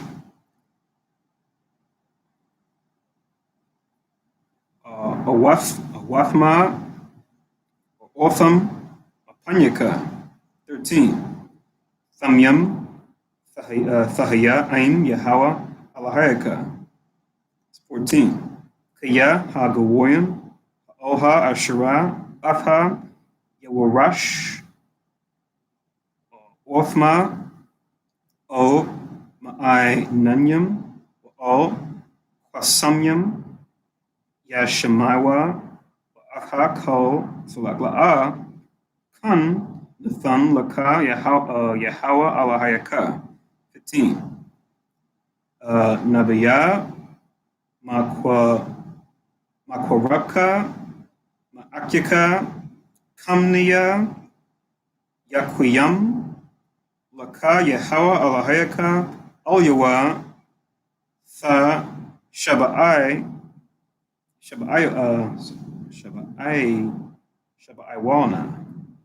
16. Kako Ashara Sha'alath Ma'ain Yahweh Alahayaka Ba'karab Ba'yawam Ha Kwaho La Amar La'a Sap La Shema'ah Wo Yahweh Alahayawa Sha'ath Ha'ash Ha Gadolha Ha Za'ath La'a Ara'aha Wa'aid Wala'a Amawath. 17. Wayamar Yahweh Alyawa Haya Tiyabwa Ashara Barwa. 18. Nabiya, Akwayam, Laham, Makorab, Akyaham, Kamwaka, Wana Thafya, Debaria, Bapunya, Udabar, Alahayaham, or Alyaham rather, Afko, Ashura,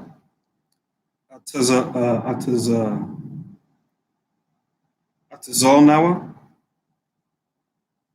Yeah.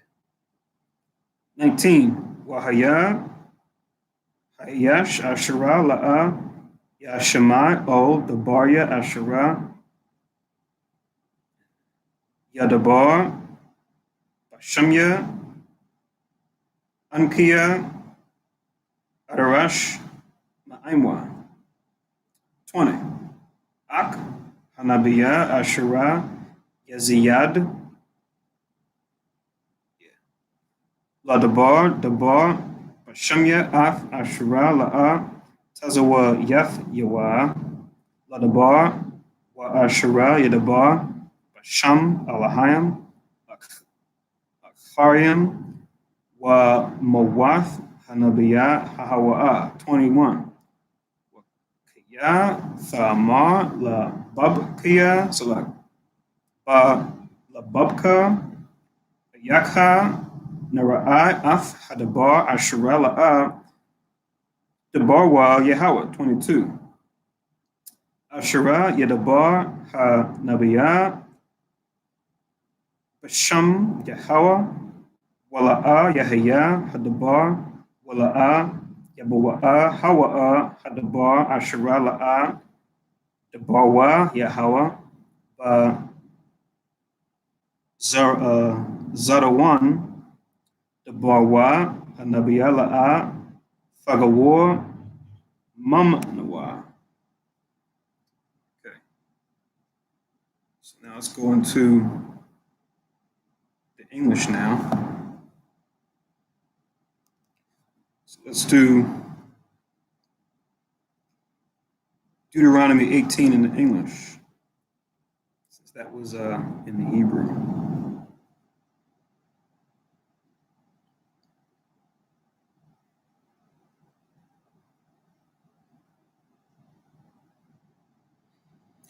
Okay, gotta put my thing back up. Okay, here we go. All right, so Deuteronomy 18 and 1. It reads, the priests, the Levites, and all the tribe of Levi shall have no part nor inheritance with Israel. They shall eat the offerings of Yahweh made by fire and his inheritance. Verse 2.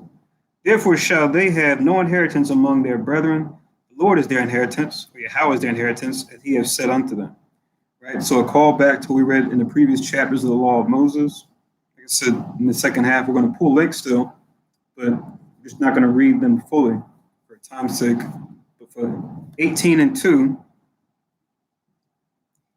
well, 1 and 2. So link this up with Deuteronomy 18, 1 and 2. We want to link up Numbers chapter 18. The whole section, you can read from 8, go all the way down to 19, which that goes into specifically what the sons of Aaron should eat, what they should eat or partake of when it comes to the offerings that Israel will bring them. Because remember, us giving the offerings to the priests, it's like us giving our offerings to the Most High.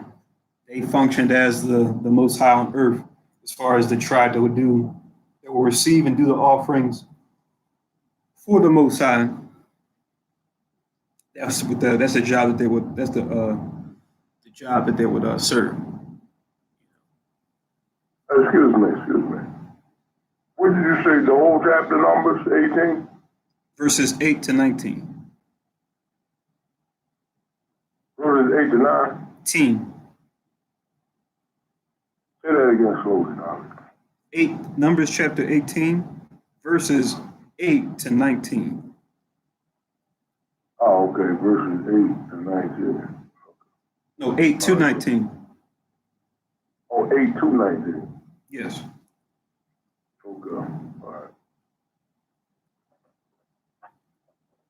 And then you could also link in that same chapter of Numbers verses 20 to 24, which verses 20 to 24 talks about the inheritance that will belong to those same sons of Aaron, those Levites. The tenth of all Israel will be their inheritance, right? Or the tithe, because that's all tithe means. Tithe means tenth.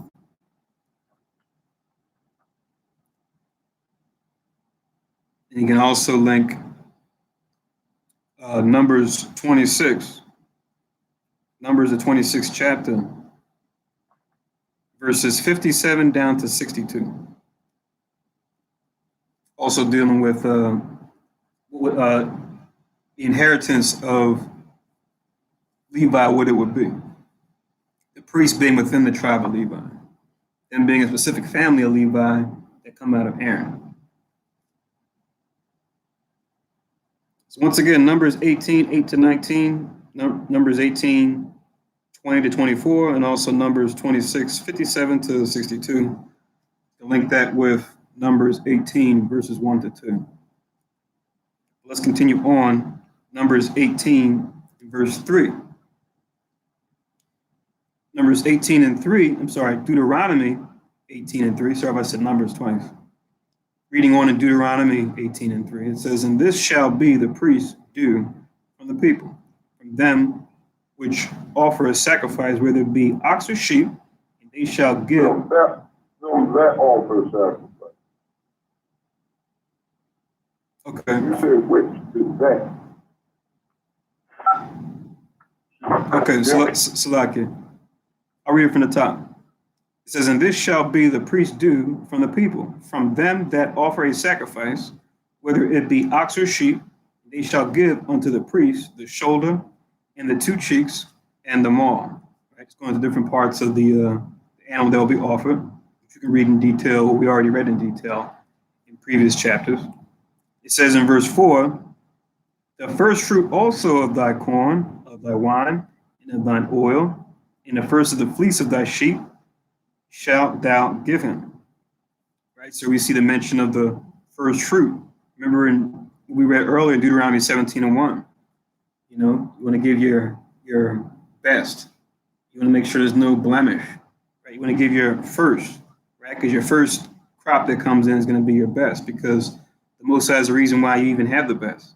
You don't want to give the Most High your leftovers or your moldy stuff or your decrepit animals.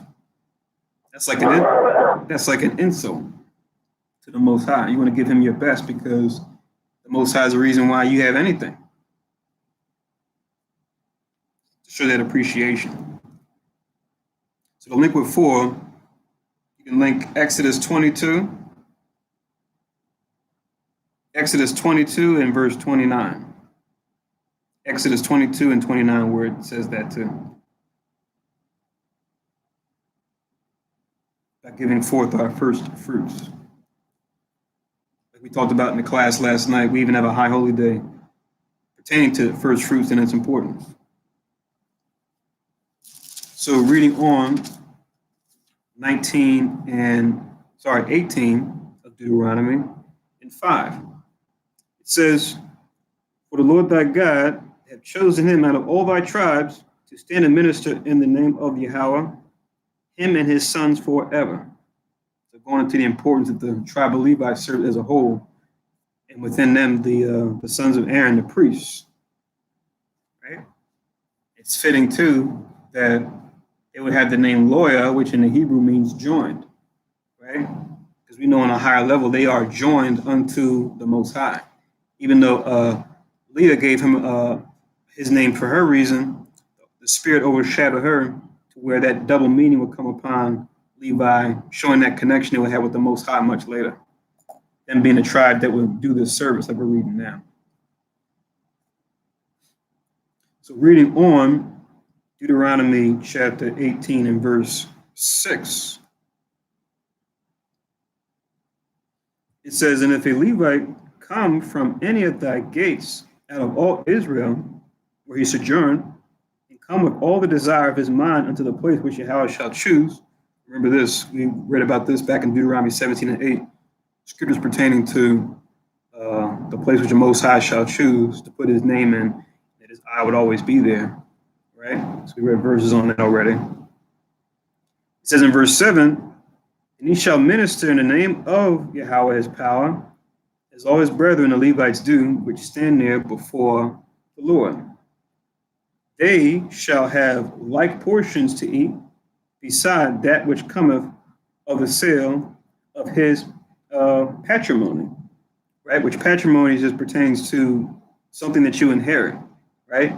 Namely, of your forefathers. Like you see here, patra, which we know in the when you go into the etymology, just means pertaining to the father. So just going into them partaking in the portions that belong to that particular family, they could eat of those things if they came from that specific lineage.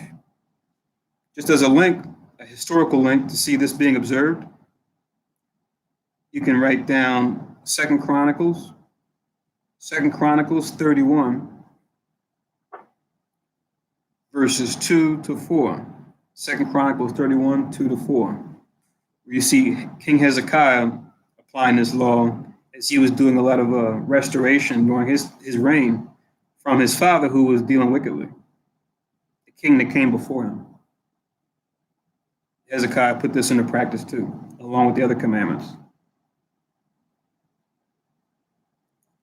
He wasn't going crazy. He wasn't wilding out like a class or two ago we were reading about.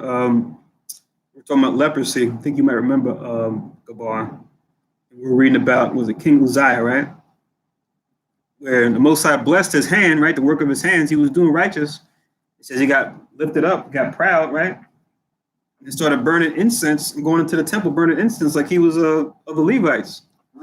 Yeah. And it said the sons of Aaron came up real quick and said, whoa, whoa, whoa, whoa, whoa, whoa, King Uzziah, slow down. What's going on here? Like, don't do this. And he pushed him out of the way like, nah, I got this, you know. I love the Lord. Da, da, da. And it's like his zeal ate him up, literally. He had leprosy the rest of his days. It's kind of messed up because he started off well. He might have been up there as far as, you know, David, Hezekiah, and Josiah named among them. But that sin alone, that tarnished his whole name. To where he's going to be that king, remembered to have had leprosy for the rest of his life. Wasn't healed of it. So, yeah, exactly. So with great power comes great responsibility. So those two particular families, they gotta stay on their P's and Q's. You read throughout the history, whether it was the Aaronic line of priests or the Davidic line of kings, they had to stay on point. Otherwise, they would feel it, and everybody would feel it, since everyone depended on them staying on point. Okay, so back in Deuteronomy 18, let's continue. We're in verse 9. Deuteronomy 18 and 9, it says, thou art coming to the land which Yahweh thy power giveth thee, thou shalt not learn to do after the abominations of those nations. So don't go astray. Don't follow what the nations are doing around you, right? Be a leader. Don't be a follower. In this case, following of the other nations. To link with verse 9 of Deuteronomy 18, this was mentioned also in Leviticus chapter 18, verses 26 to 30. Leviticus 18, 26 to 30. It talks about this. And they were there just as a test to see if Israel was going to listen to the Most High or not. And we see it as a whole, we didn't. So Leviticus 18, 26 to 30 to link with 18 and 9 of Deuteronomy. Now reading on in verse 10, that's what I was talking about before when we're reading about Solomon and him building idols for Molech, for his strange wives, right? This is what I was talking about. It's about to come back around. Deuteronomy chapter 18 and verse 10, it says, there shall not be found among you anyone that maketh his son or his daughter to pass through the fire. So having your son or daughter pass through the fire, that's child sacrifice. You can link that in Deuteronomy 18 and 10. Link that with Leviticus 18 and 21. where it tells you specifically in Leviticus 18:21, you should not cause your children to pass through the fire to Molech, which he's taken on different forms throughout history. He's been he's usually depicted as a bull, but in more modern times, you see Esau, daughter of Babylon, spiritual Sodom, spiritual Egypt, them emulating those old Hamites by doing the same practice. With the, what they call that Bohemian Grove that their own people exposed out there on the West Coast. They have an owl over there depicting Molech, but before, the Hamites usually depicted him as a bull. Sometimes where his chest opened up like it was a cage. Other times, and it was like fire inside his stomach, like a furnace.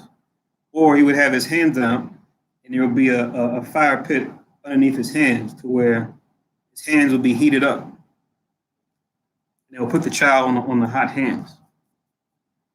Alive? Shit. Isn't that crazy? You said alive? Come. Isn't that crazy? Yeah. But for them, they thought what it was the unclean spirits. It was a promise. If they did this, they offered this to this false god, they would be blessed when it came to their crops, when it came to their increase. They would give this up to gain something else. Give their own children to gain something carnal, like crops or a strong season of increase for that spring coming forward. That's why they did it. We say it's wild, but now everybody's doing it, especially the leadership. You're going to feel pressure to do it. And if you grow up seeing this, it may seem like something that's natural, right? As terrifying as it may be, you may just say, oh, this is what we do.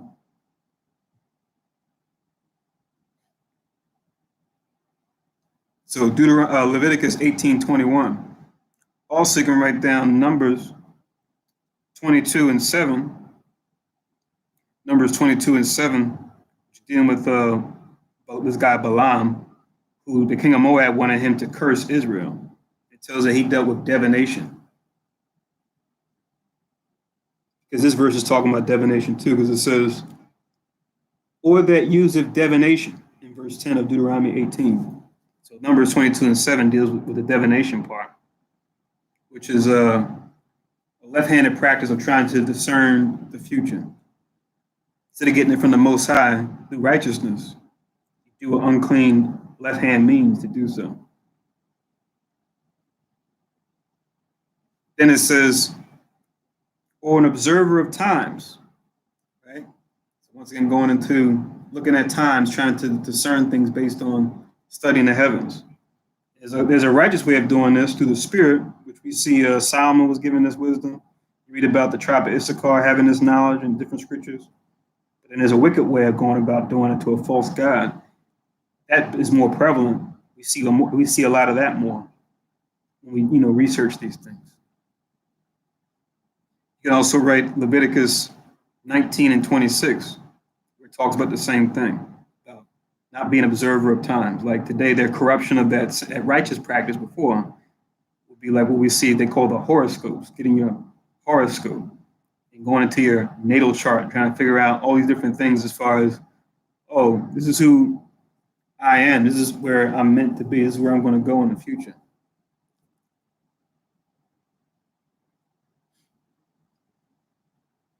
So it was righteous before, but they've corrupted that art and done it and turned it into wickedness.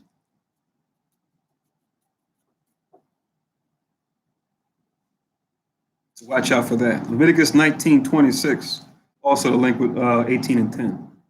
So we had Leviticus 18:21, Numbers 22 and 7, Leviticus 19:26. Then it says, or an enchanter or a witch, right? So you could also link one more, Leviticus. I'm sorry, Exodus.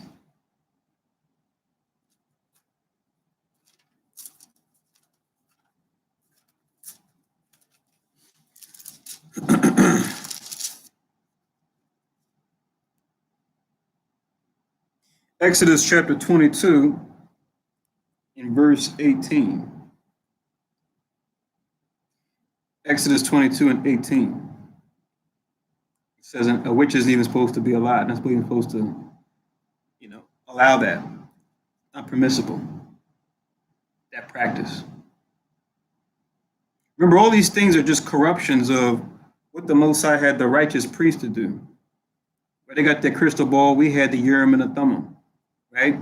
Where they had wicked sacrifices like unclean animals and children, we had righteous sacrifices of clean animals like goats and oxen. And on top of that, we had Christ himself, the Son of the Most High, making himself a righteous living sacrifice. So you have sacrifice on both sides of the fence. It's a matter of, is the sacrifice you're dealing with a righteous sacrifice or a wicked one? So you want to make sure you're cognizant of that. So reading on back in Deuteronomy 18, verse 11 now. Deuteronomy 18:11, it says, or a charmer or a consulter with familiar spirits. So with verse 11, you can link Leviticus 20 and 27. Leviticus 20 and 27, which deals with the not dealing with familiar spirits. Sometimes they're called familiars for short. That's what you'll see in the pop culture of, movies, cartoons, books you may have read about a wizard or a witch, and they got like some animal following them around. Sometimes the animal will talk like a person. That was considered their familiar or their familiar spirit.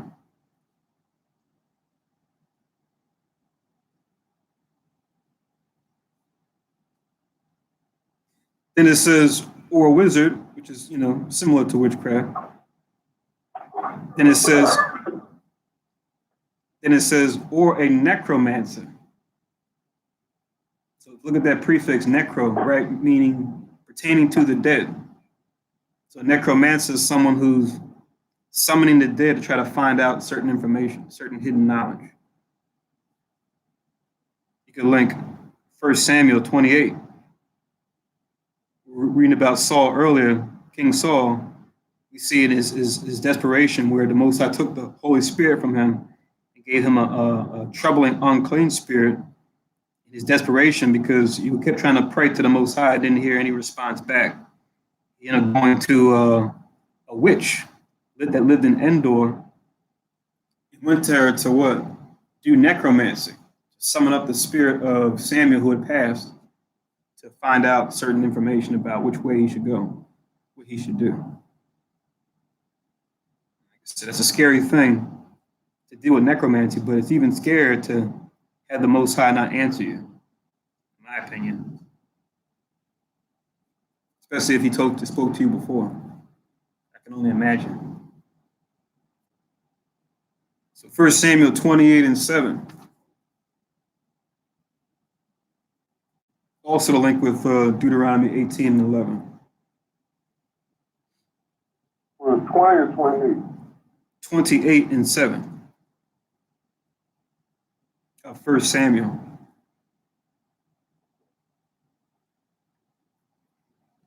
So back in Deuteronomy 18, let's read on in 12. It says, for all that do these things, that whole dirty laundry list we just went through, are an abomination, meaning something utterly hated or detested, unto Yahweh. And because of these abominations, Yahweh thy power doth drive them out from before thee. So Most High is not dealing with any of this stuff.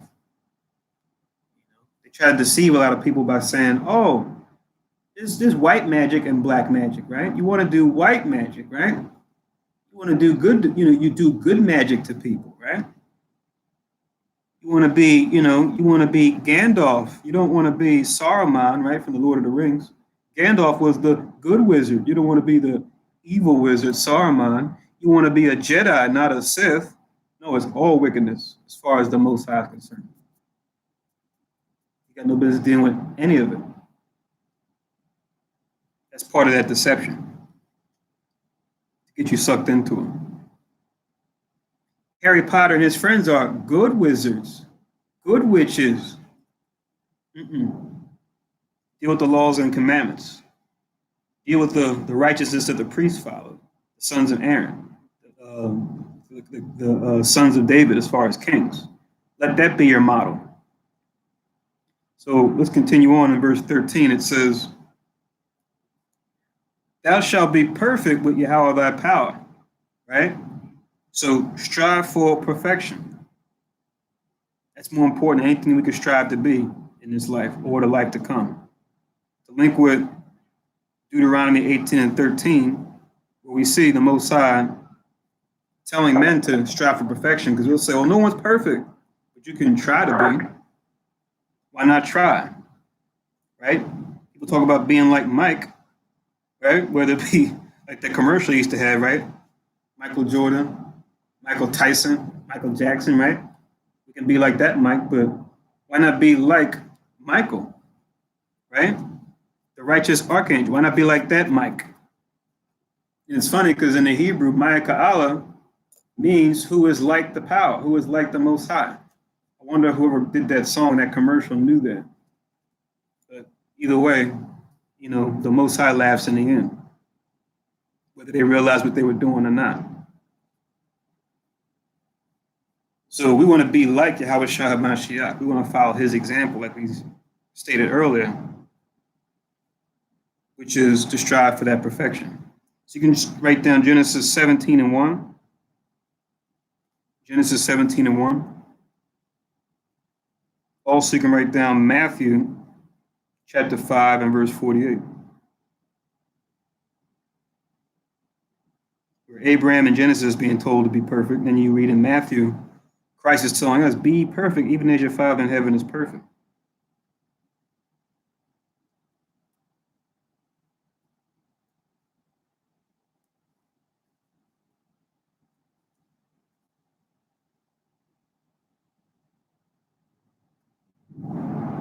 So reading on, Deuteronomy 18 and 14.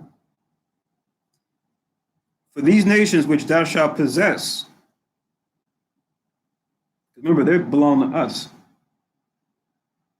But because of the curse, the Most High now has us their property.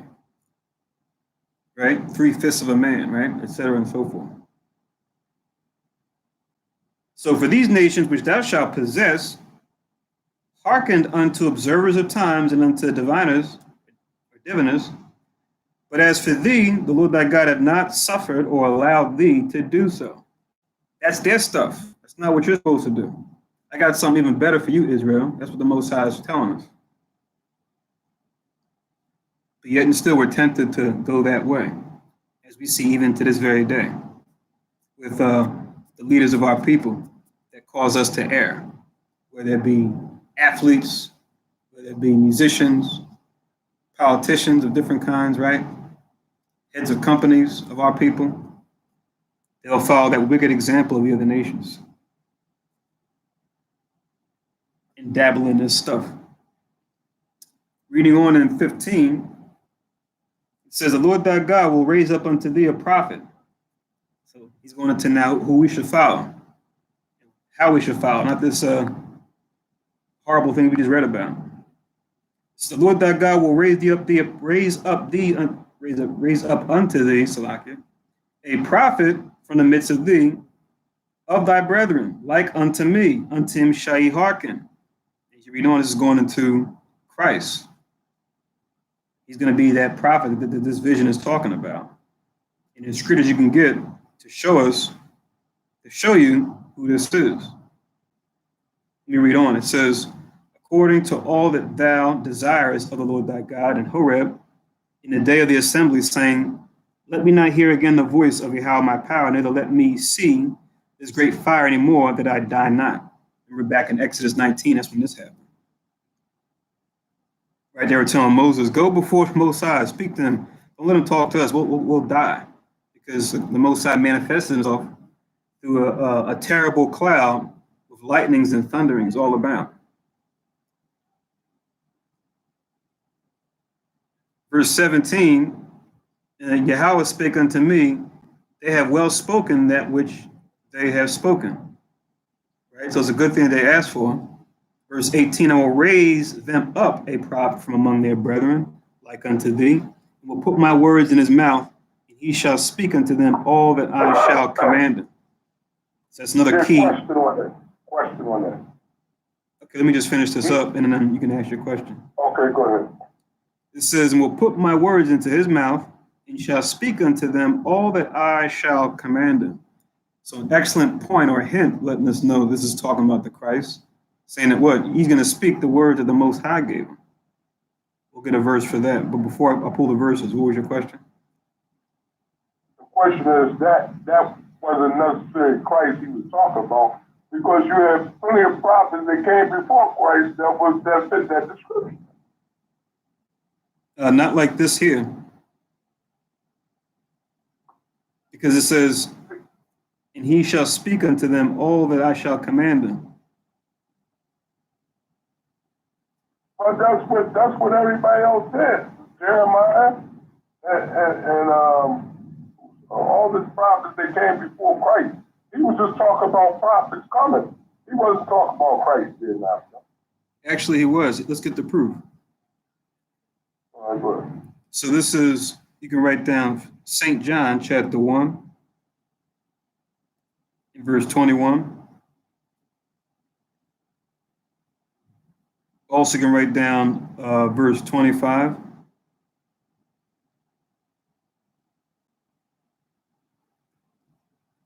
And also verse 45.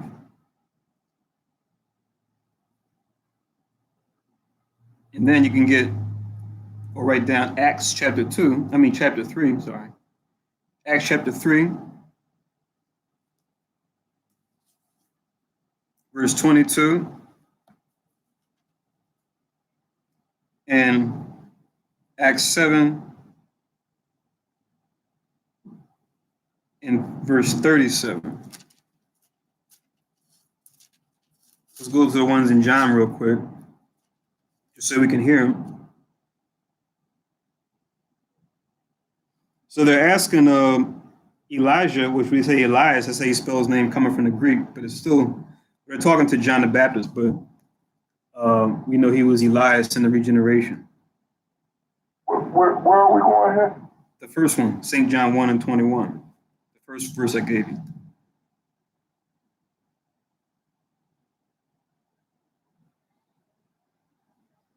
So it says, St. John chapter 1 and 21, and they asked him, what then, art thou Elias? Talking to John the Baptist. He said, I am not, because remember, there's no remembrance of the former things. When you come back, you won't remember who you were.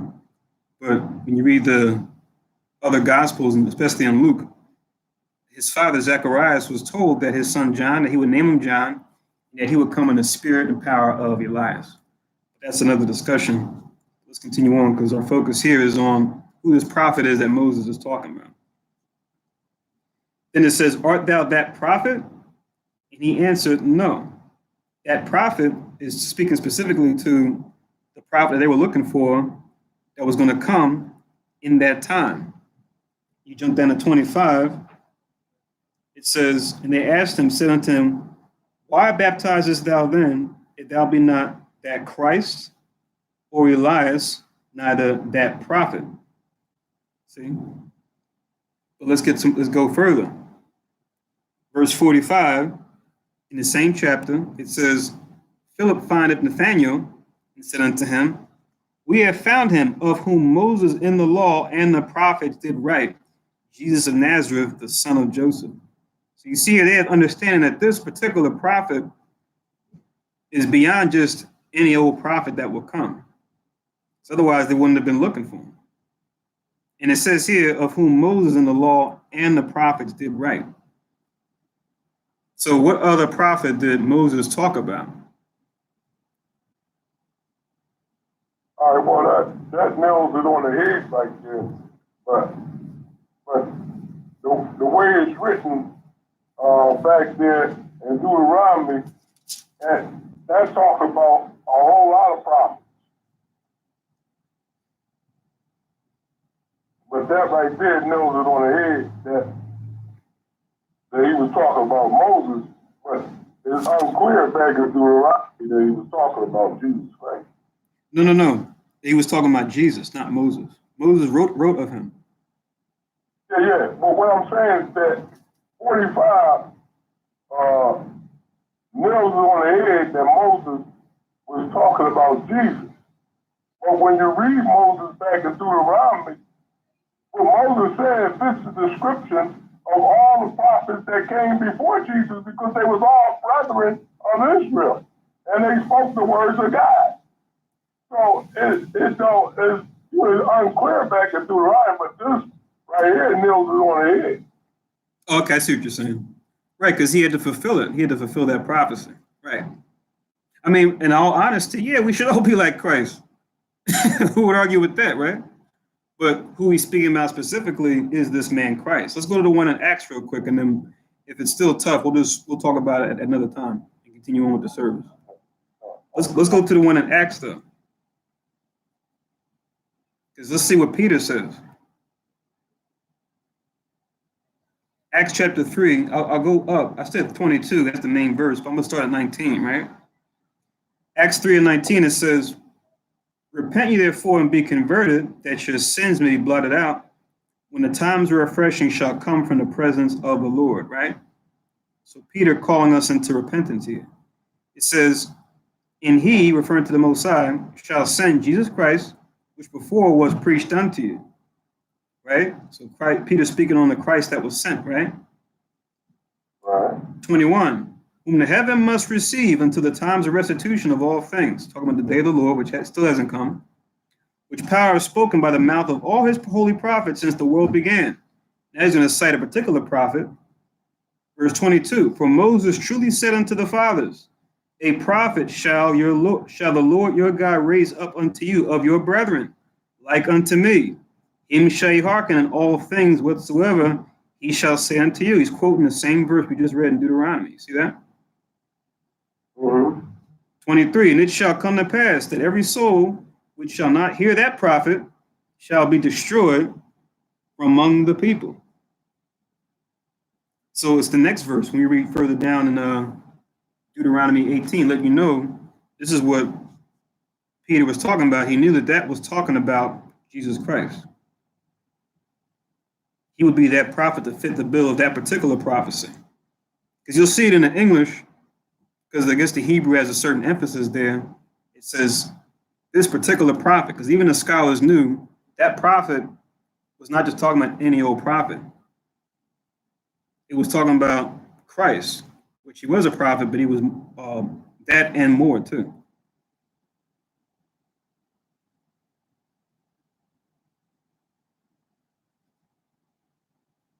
So, if Peter got this wrong, then I don't know what to tell you.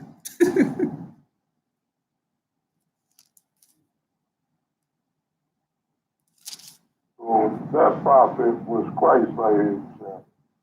That's what Peter's saying. Because of which, because the part where it says, every soul that which will not hear that prophet shall be destroyed from among the people. Is that what you're saying? You could use that too to add weight to it, because it's going back to that same verse showing this particular prophet being set apart from others. Because you'll see Christ referred to as an angel in Exodus too, but it's talking about a specific angel. You see the capital A, but when you go into the context of that angel, it's talking about Christ. You got plenty of angels, just like you got plenty of prophets. I agree. But that specific angel, like this specific prophet, is talking about someone in particular by all the things it's saying about this prophet.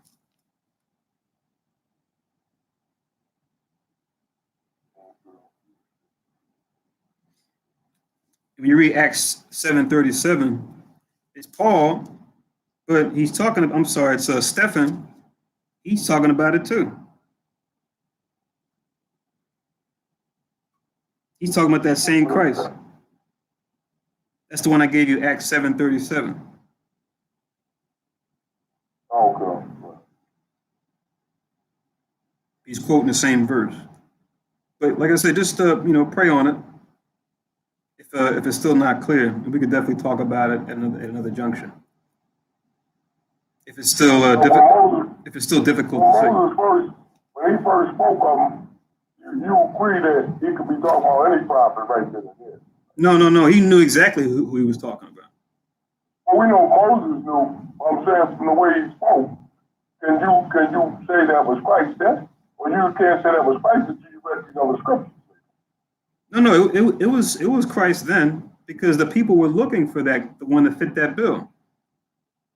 And the ones who had eyes to see and ears to hear and a heart to understand, they could see that when Christ came, he was the one that Moses was talking about. Because Stephen understood, just like Peter understood. Those two verses in Acts are a testament to that.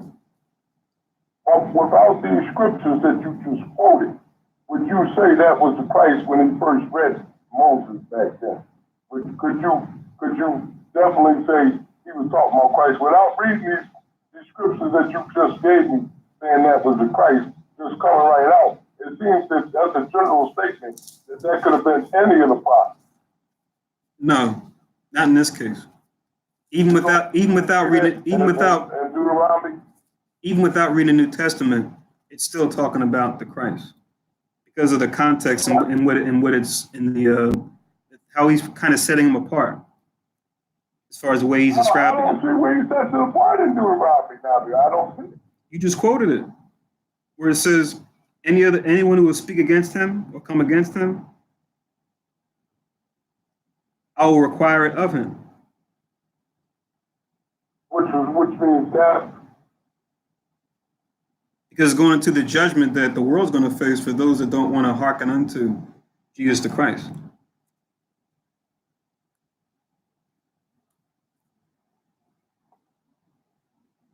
When it says require of them, does that mean his soul?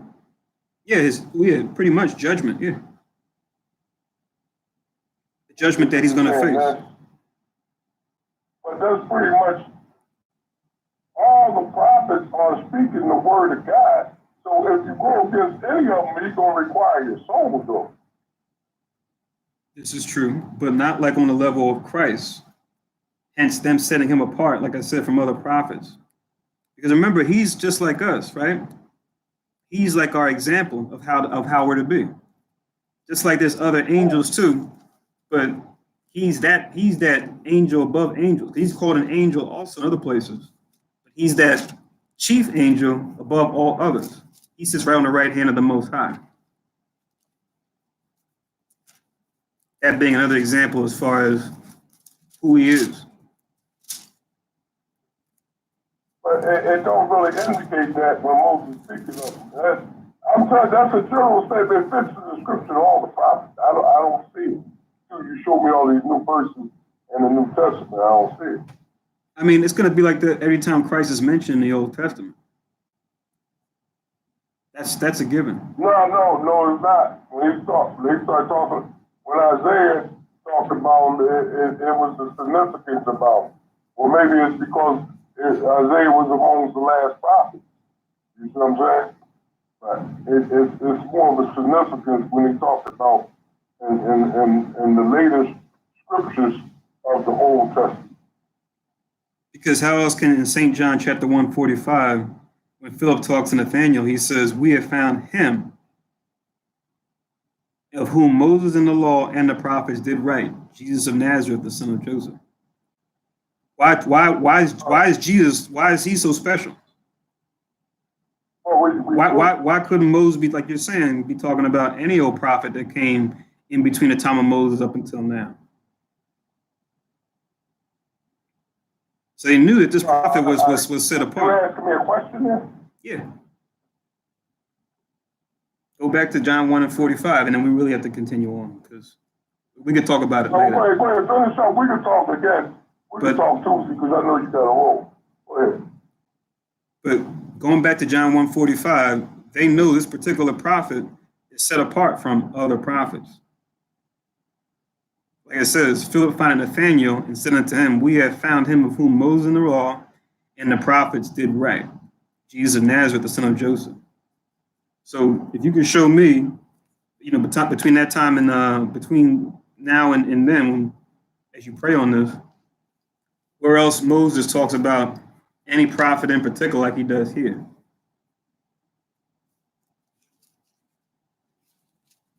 That these brothers in the time of the New Testament will be looking for.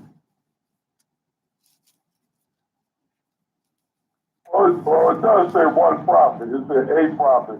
So it's only talking about one prophet. So that excludes all the rest of the prophets. Okay, so they are talking about one, but he is talking about one particular prophet. So that could be the Christ, because he only talking about one. He didn't say prophet. He just said prophet. So you're right on that one. Okay. Yeah, listen. Right.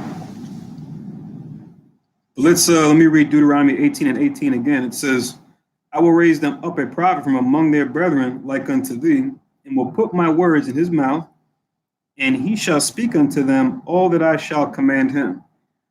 You can link with that verse.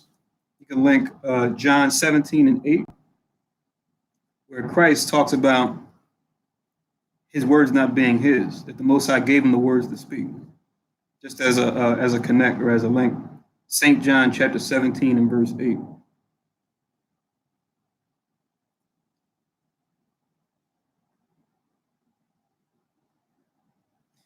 And going back, it says in verse 19, and it shall come to pass that whosoever will not hearken unto my words, which he shall speak in my name, right? Because remember, it's all about the Most High's word, which we know he is that embodiment of the Most High's word.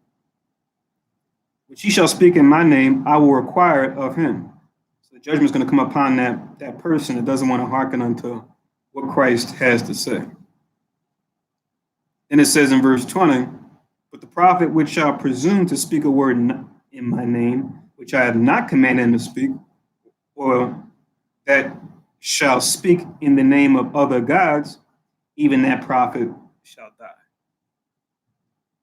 So for the false prophet we read before in Deuteronomy 13, they're going to catch a serious loss. Those that want to go outside of that framework. And you can just write down as a link Deuteronomy chapter 13, verses 1 to 3, where it talks about that. Once again, Deuteronomy 13, 1 to 3. We read it a couple Sabbaths ago. But it talks about how to pinpoint whether the prophet that's prophesying, if it's of the Most High in Christ. Because sometimes those false prophets can tell you something that actually did happen. The unclean spirits, they know stuff too. They don't know what the Most High knows. They don't know what Christ knows, comparatively. So that's going to be part of a test to see if you're going to hearken unto it or not. 21, it says, and if thou shalt say in thine heart, how shall we know the word which the Lord hath not spoken? It says in verse 22, when a prophet speaketh in the name of Yahweh, if the thing follow not, nor come to pass, that is the thing which the Lord hath not spoken, but the prophet hath spoken it presumptuously, right? Or presumably. Like he made an assumption and said, oh, yeah, I think this is going to happen. I think that's going to happen. It says, thou shalt not be afraid of him. Because that particular prophet is speaking lies or speaking falsehoods. Something to lead you astray. We see that word presumptuously again there too, like we talked about in the previous chapter. We read Deuteronomy 17, 12 and 13 about people presumptuously jumping to conclusions, jumping to judgment that's not according to righteous or sound judgment.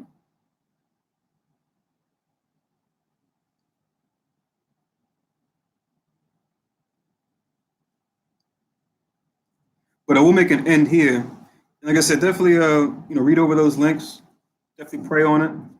We could definitely discuss it, before the next class. Just hit me up if you want to talk about it more. At first, I was looking at it as if he was talking about more than one prophet, but he said one prophet. So he could only be talking about Christ, because he's only talking about one prophet. At first, the first time I read it, I thought he was talking about more than one prophet, but he makes it clear it's one prophet that he's talking about, so that could only be Christ. You see what I'm saying? Okay. All right, just like I said, just making sure. But like I said, I read it incorrectly the first time. I read it as if he was talking about more than one prophet. But he was only talking about one prophet. The only prophet he could be talking about is Christ. Okay. But those verses, of course, that you quoted, that he even assures it that he was talking about Christ. You know what I mean? Okay. Because I can see someone making that argument even though it says prophet, because they can say it was the prophet Jeremiah, it was the prophet Ezekiel, and then try to go into it like that. So I didn't know you didn't see the singularity. I heard you say in the singular prophet.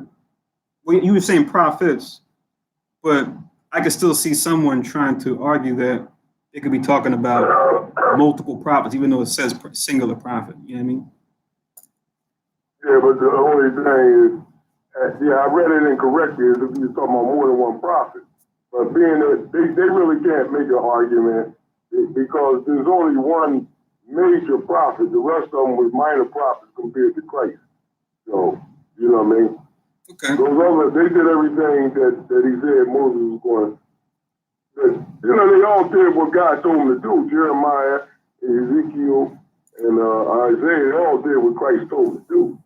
So they all fit that description, but he could only be taught. He said one prophet. He said a prophet means one prophet. So that just excludes all the rest of them. We know Christ was the greatest prophet.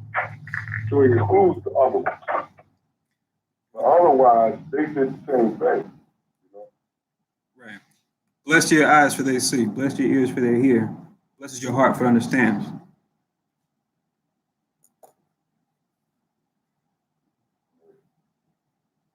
Hey, so stop my watch, show up. He called me about 3 or 4 times. I got to call him. Okay.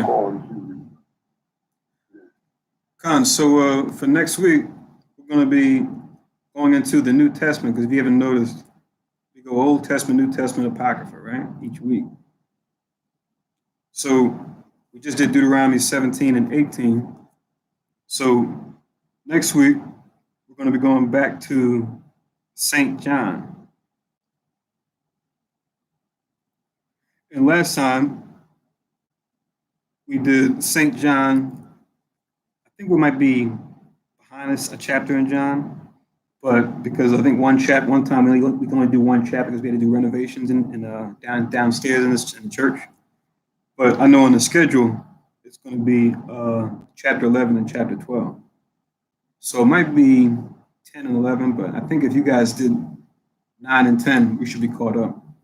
So St. John chapter 11 and 12 for next week.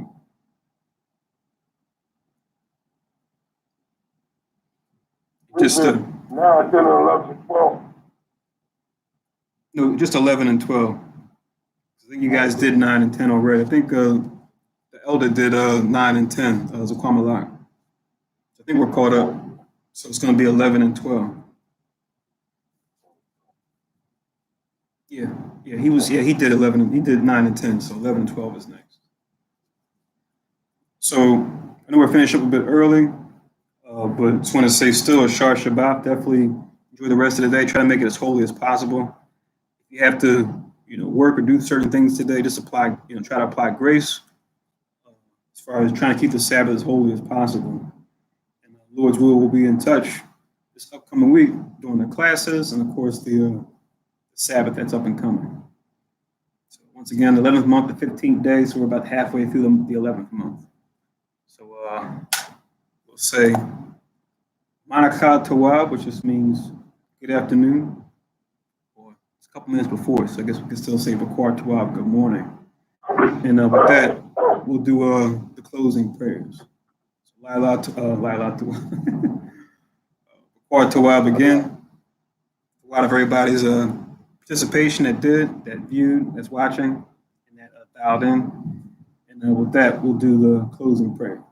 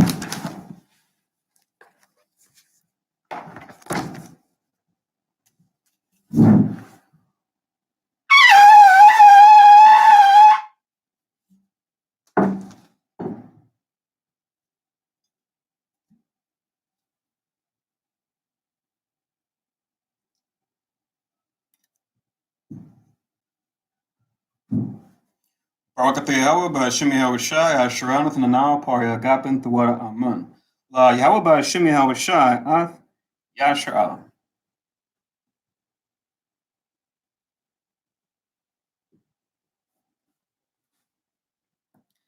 English translation.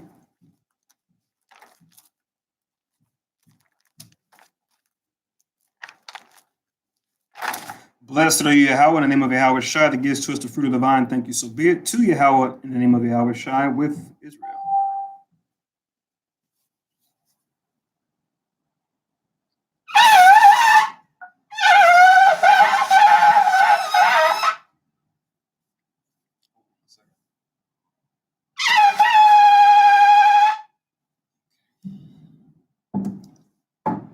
At Magwa Panya Jerusalem, stand in faith, Jerusalem.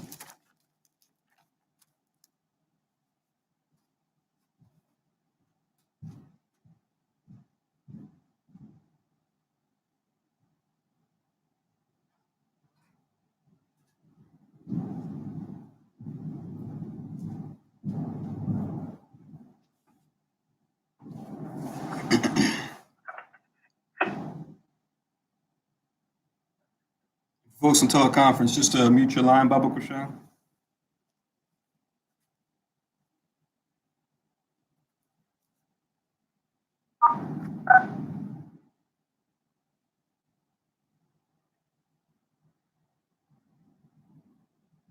Yahweh Basham, Yahweh Shai, Baba Kushab, Shemai Lanawa, I Thad Yam Yan, I Thad Shalak, Micah Allah, Willa Allahayim, Tazwadakim, La Shema Aya, Barak, Rapha Magan, Wa Kazayak, Banya Yashala Washalak Lanawa Rabiam Kakamad Rabiam Da'if Rabiam Bayanad Rabiam Sabalanwath Rabiam Mama One Rabiam Aqua Rabiam Habiam Rabiam Haganad Rochanaya Wasalak Katahemna la Akim wa Akiwap